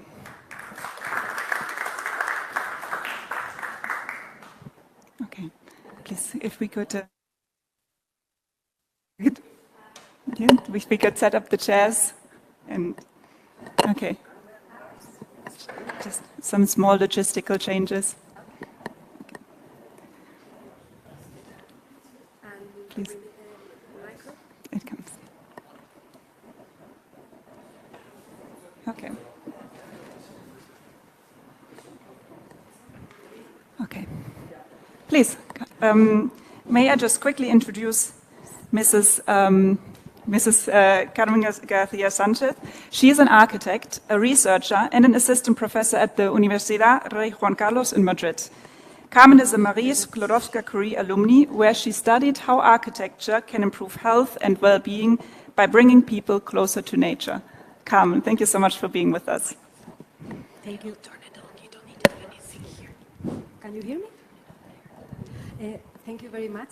I'm very excited and very grateful to the new European Bauhaus team for organizing this extraordinary event and also for inviting me. You don't hear me? Yes? So maybe I can pass the first. Okay, there's a small technical issue. Thank you. So, yes, that's me. So, to start, I will refer to my European Commission-funded research project under the Marie Curie grant program Nature In, which I carry out at the Royal Danish Academy Architecture, Design, Conservation in Copenhagen. Sorry. Yes, there is a technical issue. Maybe I talk too loud. I am very enthusiastic. It's the Spanish passion, you know. So, may I continue? No? Yes, thank you. So, I would like to share that this project has transformed my understanding of architectural design and my way of looking at the world. Naturing explores the design strategies employed in some post-war Danish houses, as well as the impact of traditional Japanese architecture on them. It is mainly focused on the interior space, and it's about how we perceive nature. So it's a phenomenological research project, and how this perception or this feeling link us to the natural world. And it ambitions 2 things: to deliver guidelines for advancing urban policy to improve health and well-being in urban areas, which are still in development, but also to have a positive transformational role, producing also live scenarios and ideas for well-being and environmental protection, changing the behavior of architects, policymakers, and society. It particularly resonates with the Osaka Expo theme, Designing Future Society for Our Lives, and strengthens the relationship between Europe and Japan in many ways. To those interested in the topic, because today we are not talking about health, I will be giving a seminar on Nature In at this auditorium at the end of June, opening the Health and Wellbeing Week at the Osaka Expo. But I would like to introduce why this is important. In the Anthropocene, yes, I touched it accidentally, recognized as a new geological epoch in which mankind has become the dominating force on the Earth due to unprecedented growth of the global population, rapid urbanization, and the digital revolution, there is a global increase of human beings' disconnection from nature. The benefits of daily interaction with nature for humans are many. Sorry, I think that the slides are going on by themselves. I'm not touching anything. So it's hurrying me up in some way. I'm sorry. So what I was trying to say is that there are many benefits of daily interaction with nature for humans, but these require repeated and sustained engagement. However, the design of our buildings and our lifestyles are depriving us for these benefits on a planetary scale. But this is not inevitable. Achieving sustainable cities requires transformational change and challenges architectural design practices for improved building designs and urban environments. The new European Bauhaus initiative aims to integrate nature-based solutions in order to address a variety of challenges in sustainable manners, I'm sorry, they are going on, while providing economic, social, and environmental benefits. The term encompasses democratic values. I'm sorry, I don't know if we can stack it or in some way because they are going different by themselves. So I will try to do it, sorry. So I was explaining that the term encompasses democratic values, the right of people to access nature, but also the rights of nature. Yes. So in this context, it's crucial to redefine the concept of nature and the relationship between humans and their natural environment. The traditional, outdated, and dualistic Western understanding of nature, detached from culture, should be replaced by a new unitary term. We need a new way of looking at nature, no longer above or in the center, but within nature. Moreover, the interaction between nature and architecture as a means of mediation must also be reconsidered. I'm going to share a few ideas and pictures from my research. I would like to share that I took all these pictures while I conducted fieldwork in Japan and Denmark along different weather conditions and along different seasons.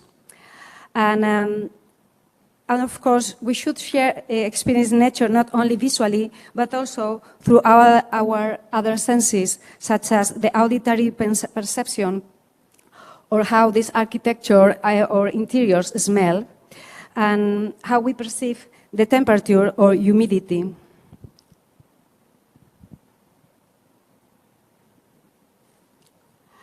So I would like to bring the idea that the Japanese biologist Kinji Imanishi highlighted the unitary Japanese concept of nature and culture, Seibutsu no Sakai and Fudo. In his seminal book, A Japanese View of Nature, The World of Living Things, translated into English in 2002, he argues that nature should be understood as a dynamic web of relationships with humans and highly diverse living things, where an exclusive role for humans is not possible. This is linked to the meaning of fudo, a term that states that man or culture and nature create together a continuously changing milieu instead of being detached. And it has to do with the Japanese concept of space as a continuous medium.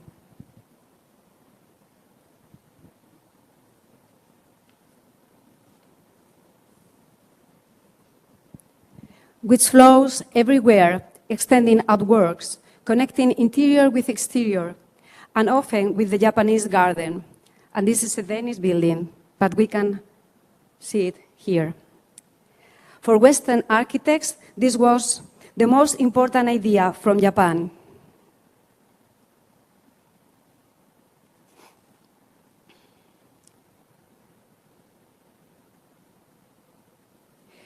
One of the basic functions of the Japanese garden is to facilitate contact with nature.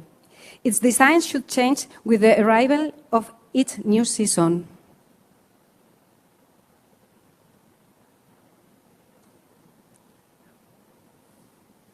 And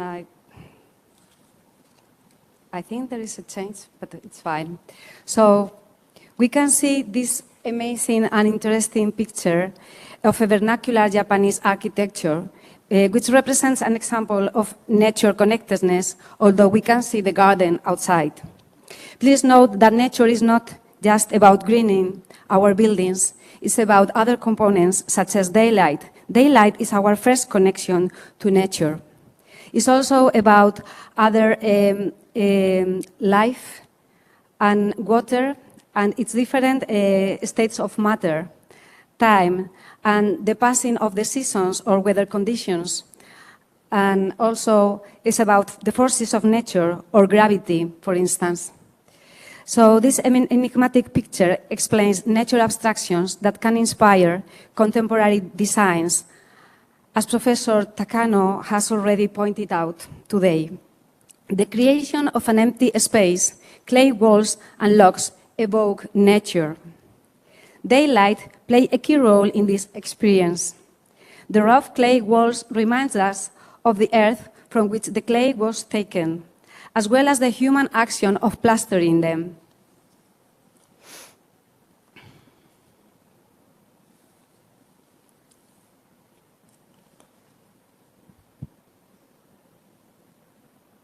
As I mentioned, the Japanese garden is designed to be contemplated or to connect with nature and the changes of the seasons.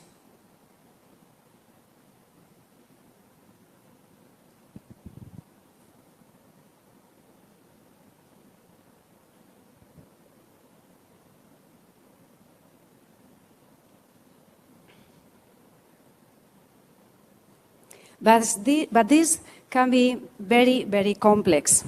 For instance, in the Ryoanji Temple in Kyoto, which is 1 hour by train from here, is created to embrace the temporality and changeability of nature. It celebrates timelessness by selecting limited materials and a high level of management. The garden provides a feeling of connection with eternity.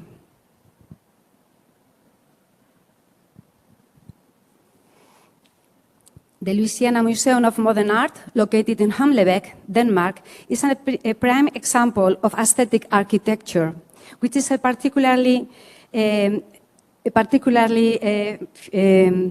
feature of Danish tradition. This concept reflects the idea of achieving refinement through restraint. By selecting limited materials and by eliminating unnecessary elements that could distract from the experience of nature. This strategy, among others, emphasizes a connection with the natural world.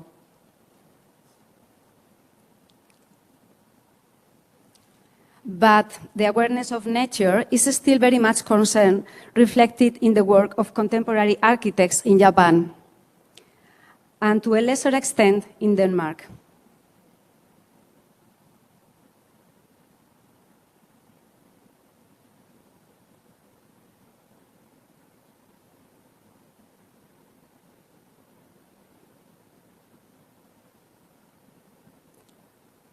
And I'm finishing with this picture. Thank you.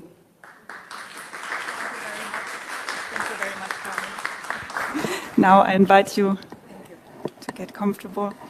And next, I would like to draw our attention to Professor Byung-Cho. Professor Byung-Cho founded Byung-Cho Architects in Seoul in 1994.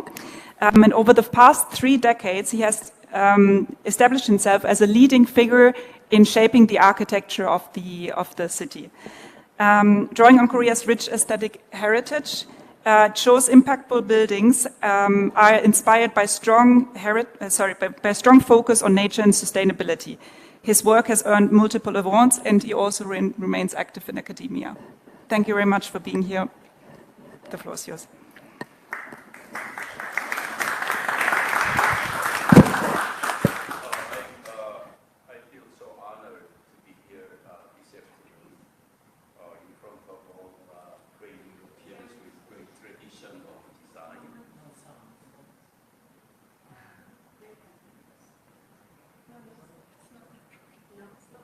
Just wait. So okay now? No? The interpreters seem not be able to hear. Oh, okay. Let me speak the same thing again. I'm really honored to be here in this great event and with great themes, especially with so many Europeans with the European organization, Bauhaus, new Bauhaus. I always, admire the design of Europeans as well as also Japanese. I heard about Bauhaus so many times in Korea also, and I've been reading some, but I'm so happy to meet this afternoon and present my work in front of all of these people.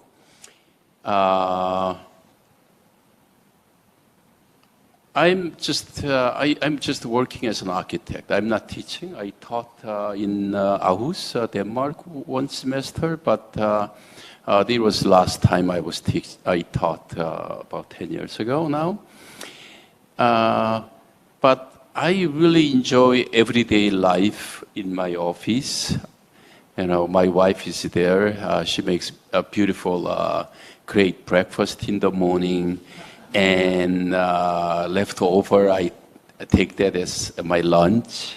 And then after my lunch, I walk around the hills behind my office and relax. And I really enjoy the days that I don't have time, have meetings, so I can talk to people in my office and do drawings and paintings.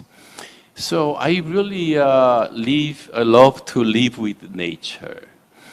To me, I really enjoyed the presentation of Professor Carlman Sanchez. But my view as a designer toward nature is a little different. Also, maybe I want to talk, even though I don't have enough time to speak tonight, but bring up at least the beginning of somehow what's the difference of Korean perception of nature and how traditionally perceived nature. And also climate's somewhat different from Japan. It gets very cold in Korea, even in South Korea. Often it goes to minus 15, 20 in winter, and extremely hot and harsh. We have harsh monsoon rain as we have in Japan. So harsh climate also made the culture a little bit differently. So I will just keep talking, going through some images. When we see some very natural, beautiful, minimalistic Japanese architecture and Korean architecture, to me, is different. Japanese aesthetic, minimal and very well balanced, but for Korean, it doesn't look natural. But I know it's really natural in Japan. But for Korean, to be natural, it should be somewhat unfinished. is not reached to the level of really well balanced. So it's like leftover. It's a little different. And since Chinese architecture came to Korea about 2,000 years ago almost, the development of Korean architecture is all about the placement of the buildings. In the beginning, it was all axial, but through 1,000 years, it became like following the shapes of the mountains and hills. And also, if you see the base of the columns, it became very natural for Korean, but unfinished somehow. And bowls. And it became popular in Japan also about 16th century when Toyotomi Hideyoshi came to Korea and brought this in. And of course, I really appreciate Japanese appreciated this aesthetic of unfinished. And I named it. It's not important, but I named it as a MAHK, M-A-H-K. MAHK means in Korean kind of unfinished and rough stage, not very delicate. M-A-H-K. And so if you see bold bottom, it's very made with a minimum effort to make it really perfect. It's totally opposite to Chinese. Chinese had all effort to make it all perfect. And amazingly, it's like God made it sometimes. So small or some large, but with great techniques and great materials. But Koreans, it's like very spontaneous with a temper. And maybe if someone asks me how it became so different being so close to China, but the country of Korea, about 70% of the country is mountains. And the rest of the country is all the hills. And climate change is so dramatic. So maybe Korean didn't have enough time to make it, to complete that and just finish when it's half done. I'm going to show you I'm not theoretician. I'm a designer and architect, and I was invited a few months ago, most recent project I'm going to show in Milano. I was supposed to design something beautiful on it, but I tried to make it unbuilt and have people experience on the top. And you can lay down. I brought the soil. Actually, it was a marble, ground marble from Verona.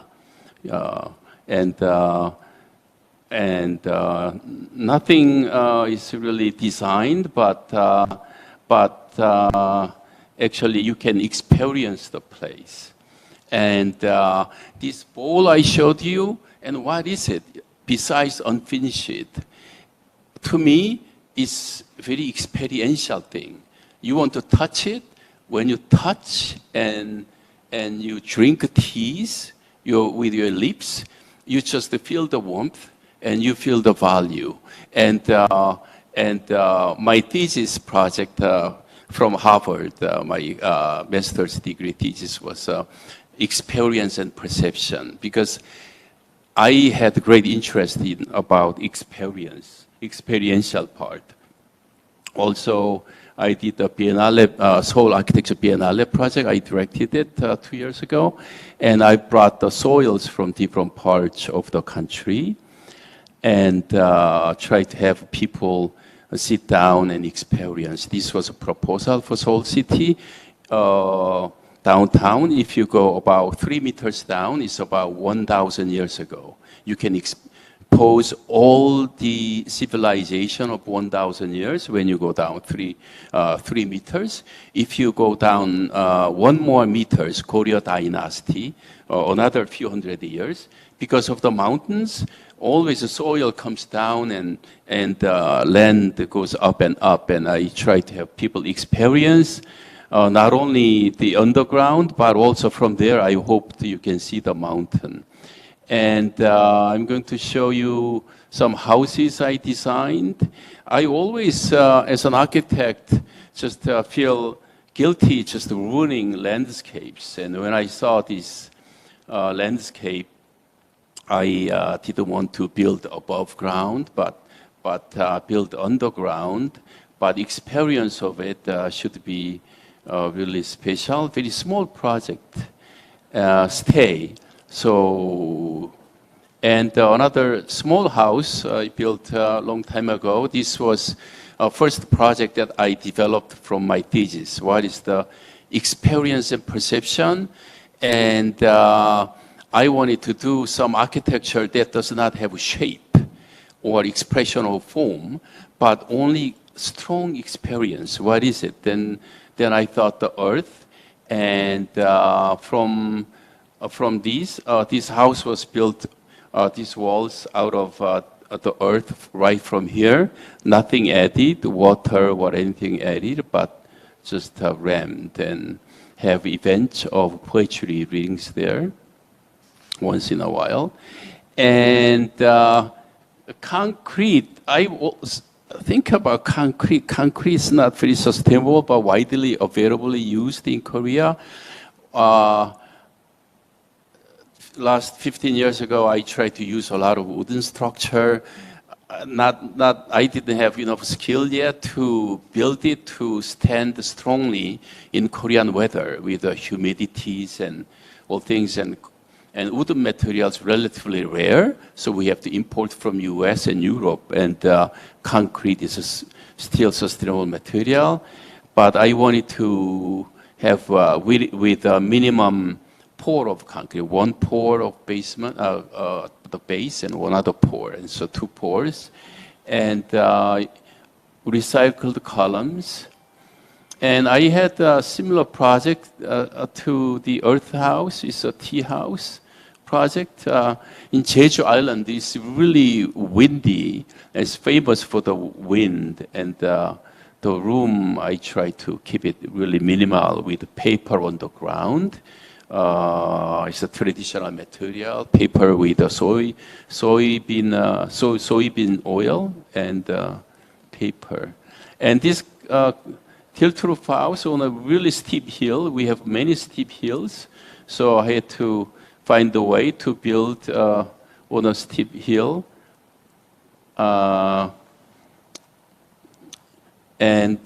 This is very recent house. It's not published yet. It's going to be soon. But in Jeju Island, again, it's very windy. So try to protect sloped roof to protect the wind and very harsh summer sun. So made one swimming pool, one barbecue area, and living inside. Also, I've done some bigger project, hotel project in golf resort. Always my concern was how the building relates to the surroundings. And this project being developed now, underground, like many earth house, and experience with the surroundings and nature. And also we do some, try to do some meaningful projects like really mundane kind of rural abandoned buildings. Someone wanted to renovate it, and I try to keep everything from there and convert it into small space. And in downtown Seoul also we do some adaptive reuse project and small gallery and residence above. And this ginkgo tree was so beautiful, and it has root going down. And I wanted to bring that into the building somehow and connect, and still celebrating the ginkgo tree. And across the street, we have a cafe building, renovated from 1910, Japanese, when they came to Korea. They built these buildings for some people, and people easily demolish this, but I thought it'll be nice to keep existing ones. And last project across the street again, old building of Korea, and it was covered with all concrete walls, and all courtyard was covered with totally new material. But I tried to expose it and find out the beauty of the existing. And so that's it. And today, this afternoon, I tried to bring up two different things. One was the aesthetic of kind of bowl, aesthetic of mock, unfinished look. And another thing was my interest about the earth, how to use and how to work with the topo and climate. And but I talked a little bit about experience and perception, and that aspect. For that aspect, I always thought Professor Tsukamoto's behavior kind of interest was somewhat related, and so I wanted to bring up some of this issue a little bit, and I wanted to hear his presentation. So it'll be great. Thank you so much.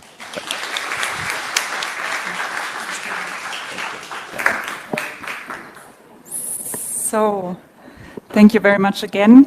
That already brings us to our last speaker of today, Professor Yoshiharu Tsukamoto. Mr. Tsukamoto is the co-founder of Atelier Bauwau, a Tokyo-based architecture firm established in 1992. The Atelier is renowned for its interpretation and the use of the concept behaviorology, which means or which defines architectural expression through the understanding of the complex relationship between people, the built environment, and urban space. Mr. Tsukamoto, thank you very much for being here.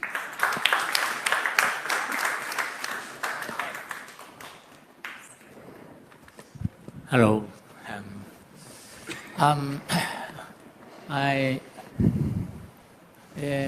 I have 50 slides. Maybe I have to do quickly. So behaviorology is focusing on basically three different behavior of human beings, and then also natural behavior like light, wind, and water, and humidity, heat. They all behave following the natural disciplines. And then also building behave. And so you go different place, and then you see different repetition of the building, creating a nice different streetscape. So, but they are basically shelter for the people and then for living, but appearance and then form are different. So this is, I call behavior. And then architecture design is very powerful because we can synthesize all these different behavior in one entity. And then since behavior has its repetition as its own nature, so there is a sense of time always embedded in it. So it brings architecture design into more time-based perspective. And then also the lives of different lives on this planet. So I like to this talk introduce one consecutive project which I'm and my students and also Nori Kawashima-san, and then also another colleague Nosaki-san and Suzaki-san, and my colleague of this village Yoshiki Hayashi and Tatsuya Fukuoka, and me, the last three organize the general association to revitalize depopulating village. And then you see this reflecting surface on the ground is rice paddy. Okay. So it's a mountain area. It's here. And Tokyo is there, and then it takes 1.5 hour drive, passing through the bridge and tunnel under the bay. And so it's quite easy to access, but they still have very beautiful farming landscape. So the firstly I encountered this village was this project, Tanada Office, 2016. It was Muji again. Yeah, Muji, yeah. Muji again. they are interested in the guy who is running the Tanada is a rice terrace owner club, and then invite urban residents to work together for farming, rice production, and then they simply share the crops at the end of the season. And then Muji wants to help this activity, and then wants to make a kind of rest pavilion at top of the rice paddy. And then at that time, the idea-wise, it's the office for Muji staff to spend time working here with the computer, but helping farmers when they are busy.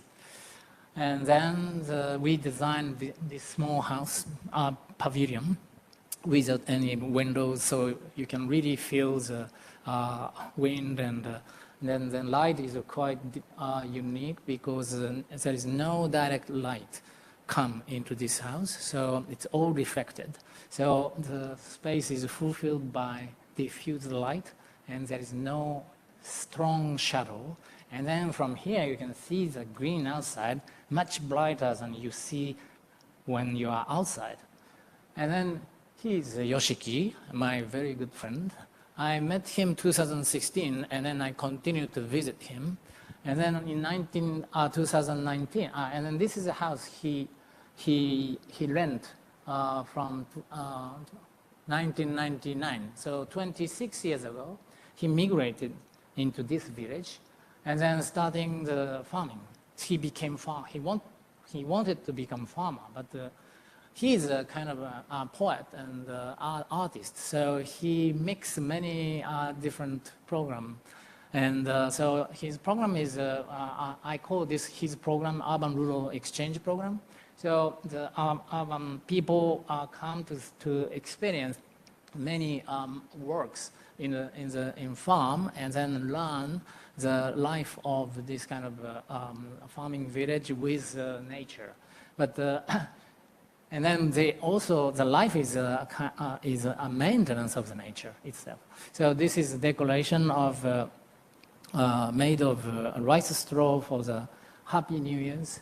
And this is natural soy sauce production, so nori is here.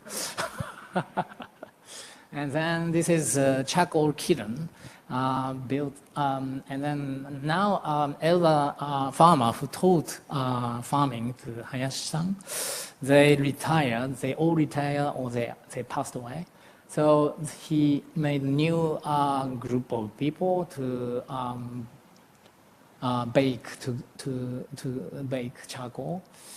And then I became one of the rice terrace owner in 2019, and then brought my students. I'm teaching at the Tokyo Tech. Now it's called Science Tokyo.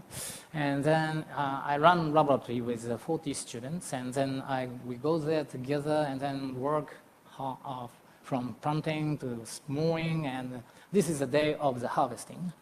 We were so happy, but the next day, huge typhoon hit the peninsula, and then his house was damaged. Mainly, the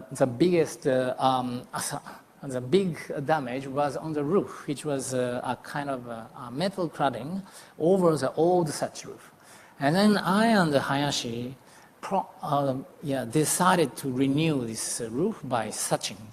And then it's become, I decided to bring a whole laboratory into this village, not just for the rice production, but revitalizing the Satoyama. Satoyama is a mountainous farming village. Because in order to renew such roof, you have to grow the grass. In this area, it's a mountain area, and the grass is miscanthus grass. So we start also farming because there are many abandoned farms. And then later I explained you, but the house beyond the behind the rice paddy are collectively bought by the group of people who visit here often, and then we renovated them in that house into a guest house and community kitchen. And then, so we do farming, we repair the dike, which is made of a very heavy mud, clay. And then this is the earlier photo from 1970s. And then, so the Yugitsuka is Hayashi's house. And then we collectively bought this Shita-san, which used to be a house for the chairman of the village. And then this rice paddy and this mountain, and then also here and here. They are all also this is this orchard. Also together with that house, so we became quite responsible to maintain the landscape. So in order to start the renovation of this old house, we firstly improved the underground condition to make the surrounding of the house much drier and more healthy. And then this is Mr. Takada, who is a specialist of improvement of underground condition, underground environment, by introducing organic materials to encourage the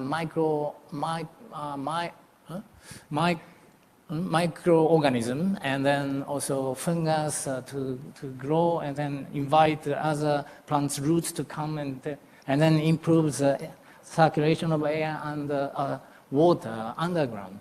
So we learned the concept of the spirits from him, not the method, and then we try to do by ourselves, and then so basically we put this kind of piles of bamboo and then straws and charcoals, powders and dry leaves, many things in underground to make a kind of habitat for microorganisms, and then cover that ditch and then also the garden by the stones and then broken roof tiles. And then.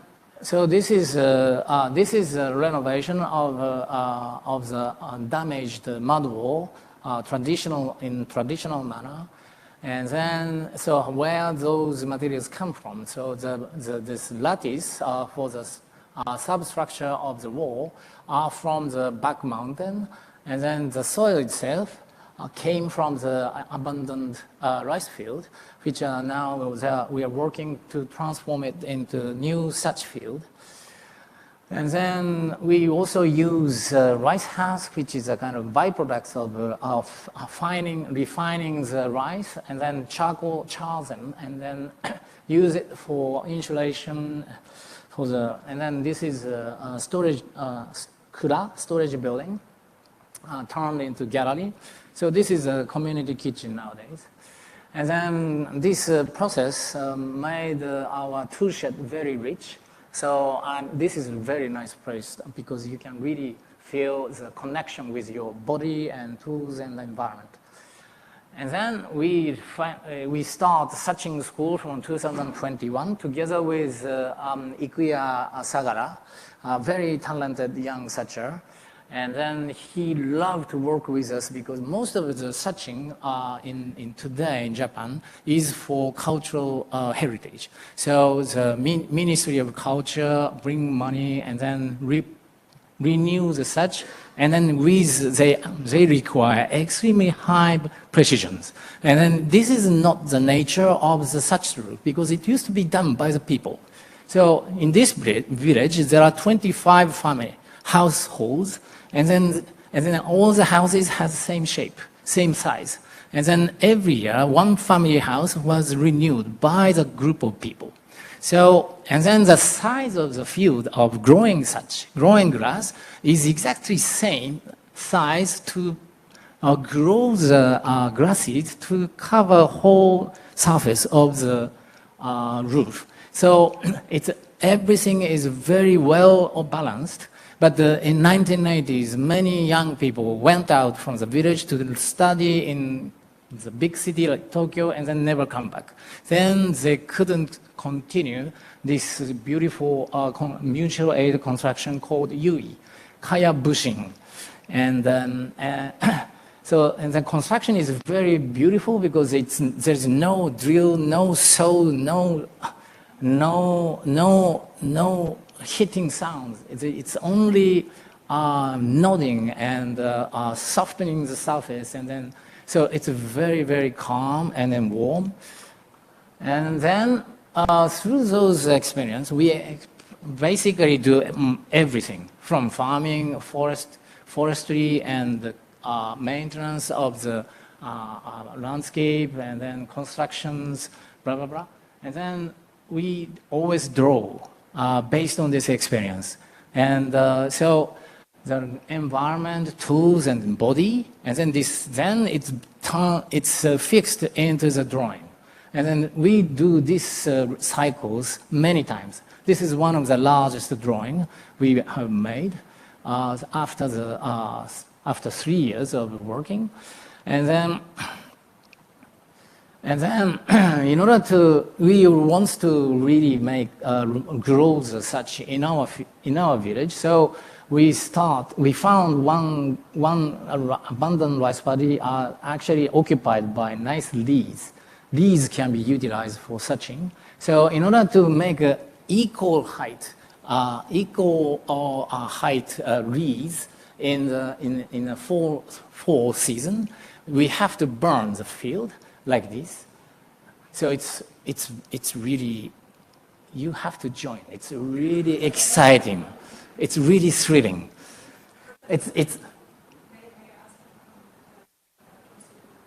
Conclusion. No, there's no, okay. Then we do also the study of, and then we do study of the process of suching, and then found some unknown parts, unknown process, and then we actually tested by making it.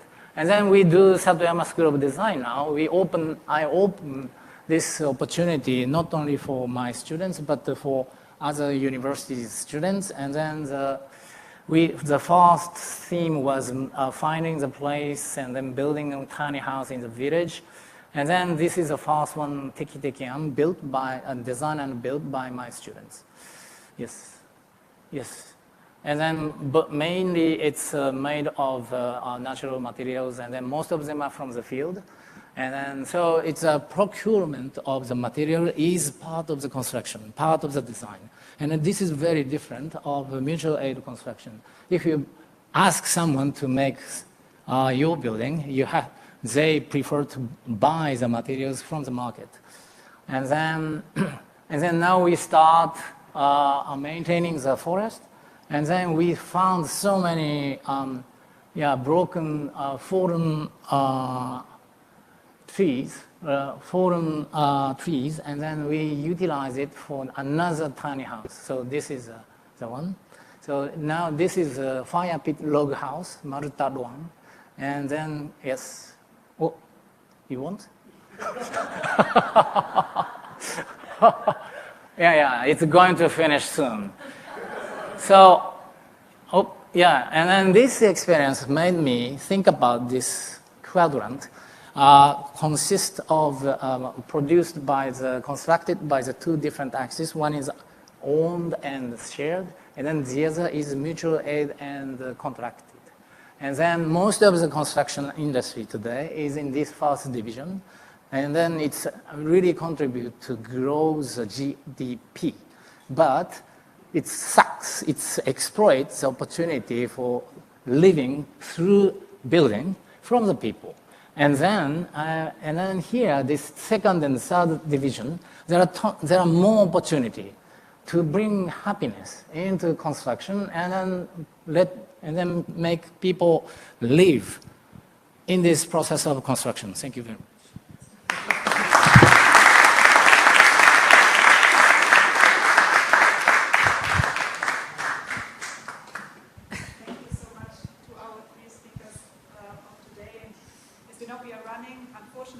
of time already.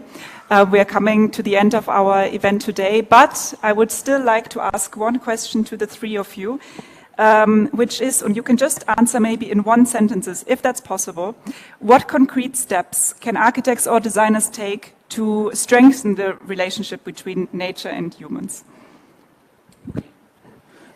I want to say that if you say we and nature, we can't never reach to the nature, to that kind of goal. Because from the beginning, you separate. This question really separates us from this planet. We have to say that we are the Earth. And then Earth is Earth is me. And then I am the Earth. And then I'm not healthy because Earth is not healthy now. We have to say that in that way.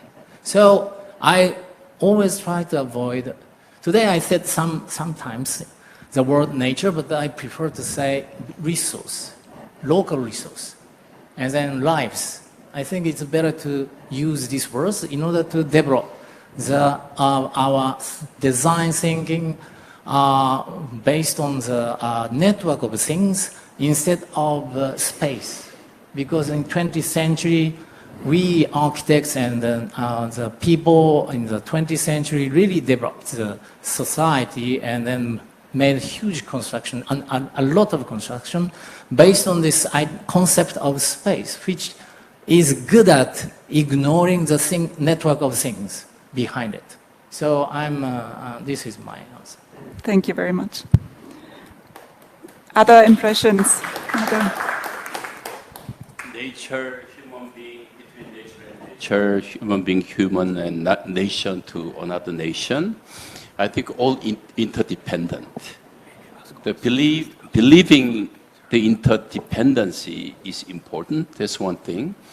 But as an architect and designer, still resolving the problem is not enough in design.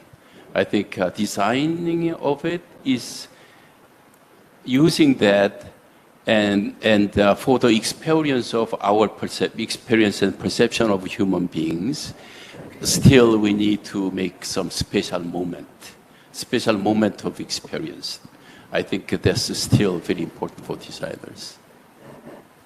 Thank you very much.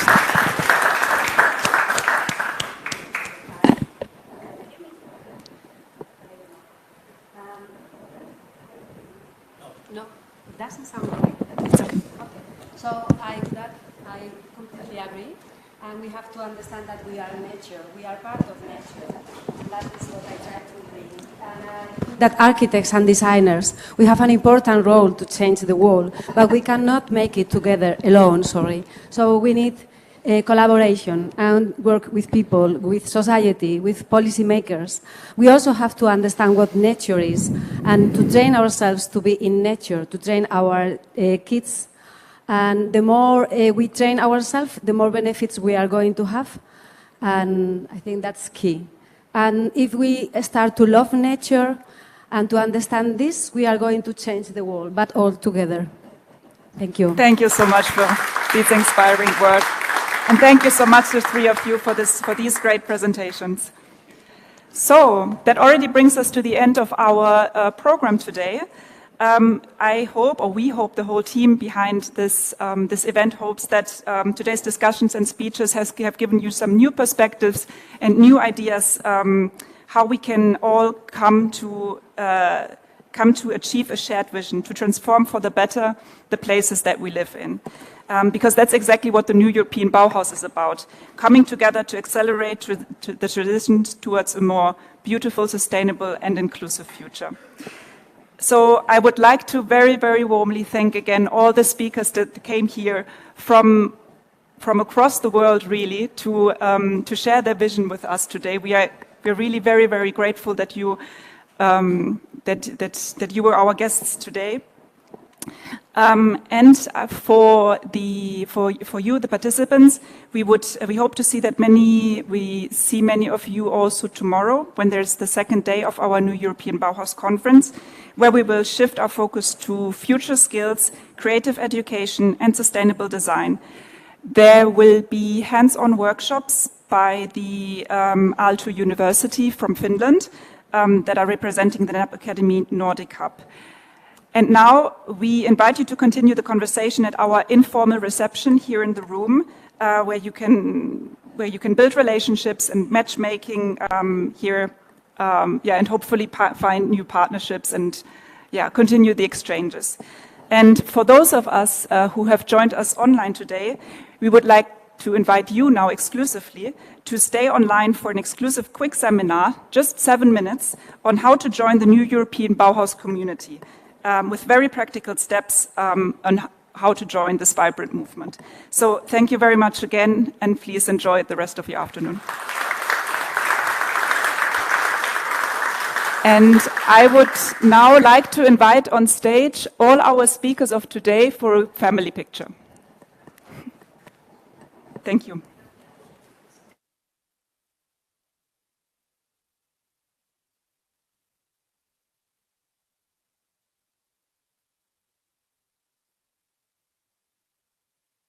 One of the main achievements of the European Bauhaus has been to bring EU institutions closer to the people. It has captured people's imagination, and the NEB prides itself on establishing dialogue with citizens from the outset, so already during the co-creation phase back in 2021. What future is there for policy if people do not get involved, if they do not choose to lead or work towards a better future? Such a lack of involvement will make it difficult for governments to effectively respond to their needs and foster a sense of belonging and loyalty among them.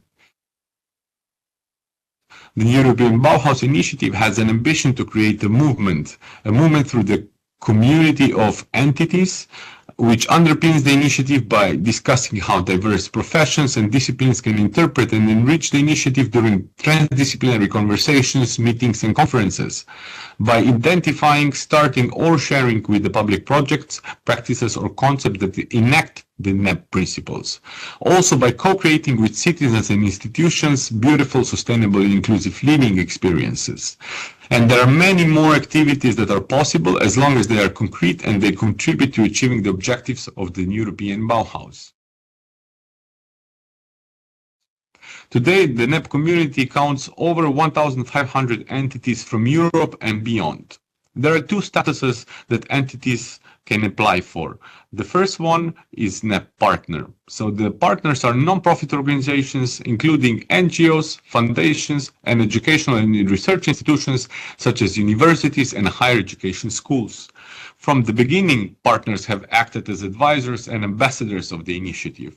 They have been privileged actors in the co-creation process of NEB, and over time have been invited to contribute to the configuration of key tools of the initiative, such as NEB Lab, where they lead various NEB projects with different priority teams. They have also participated in the design of different tools that the European Commission developed to help with the implementation of NEB, and they also contribute to co-creation of major events such as the NEB Festival that we organize every 2 years and brings together European Bauhaus community and other initiative stakeholders. The other status that the entities can apply for is the status of NEB Friend. NEB Friends are for-profit entities and public authorities. They contribute to the implementation of the initiative by their own actions, as well as they can offer themselves as hosts or sponsors for NEB activities or projects. They either finance or host projects in their city or region and help with their implementation. The other statuses are appointed, and they're linked to different streams of work or activities that we organize as well in the context of the initiative. NEB Prize and winners are all shortlisted projects and entities from annual NEB Prizes competition that we organize since 2020. And these are pioneers who set an example of high quality, sustainable and inclusive solutions and kind of showcase what is possible under the NEB flag, if I may call it, and we use their projects and examples to inspire many others to follow their path. National contact points support the initiative on two different levels. We have two networks. One is the network of national contact points in the EU member states. They're the key link between the European level and lower levels, while the Horizon Europe national contact points for European Bauhaus offer support to all the applicants, future applicants to the calls that are organized under the European Bauhaus facility. We see it as a co-creation space at the service of the European Bauhaus community for the delivery of beautiful, sustainable, and inclusive projects that improve our daily lives. The lab is where the Bauhaus is implemented into concrete and tangible projects. And it's all about what we can achieve when we work together with the spirit of openness and trust. It focuses on connecting people, learning from each other, and leveraging everyone's experience. NEB projects are concrete actions that aim either to create enabling conditions for the clean transition or foster tangible transformations on the ground. Some projects are led by the European Commission, while others are led by the NEB community. Maybe one of the projects that you also see displayed that could be close to your hearts and understanding is Actions in Ukraine. Why? Because this NEB project was started by the initiative of Mr. Shigeru Ban when he responded to the needs of Ukrainian society after the start of the war back in 2022 with his partition paper system to offer a bit of privacy to all displaced people.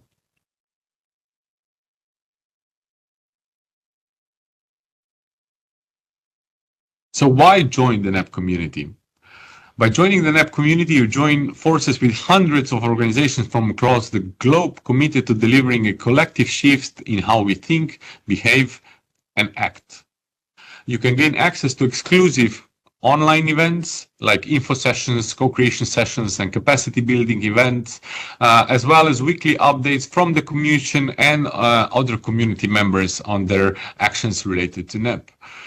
You gain access to a huge network that enables you to build partnerships and develop common projects and actions aligned with NEB, with like-minded entities and also individuals. And it also gives you the opportunity to promote your NEB-aligned projects and actions in the network and beyond. But since time is limited, I will stop here and invite you to consider joining.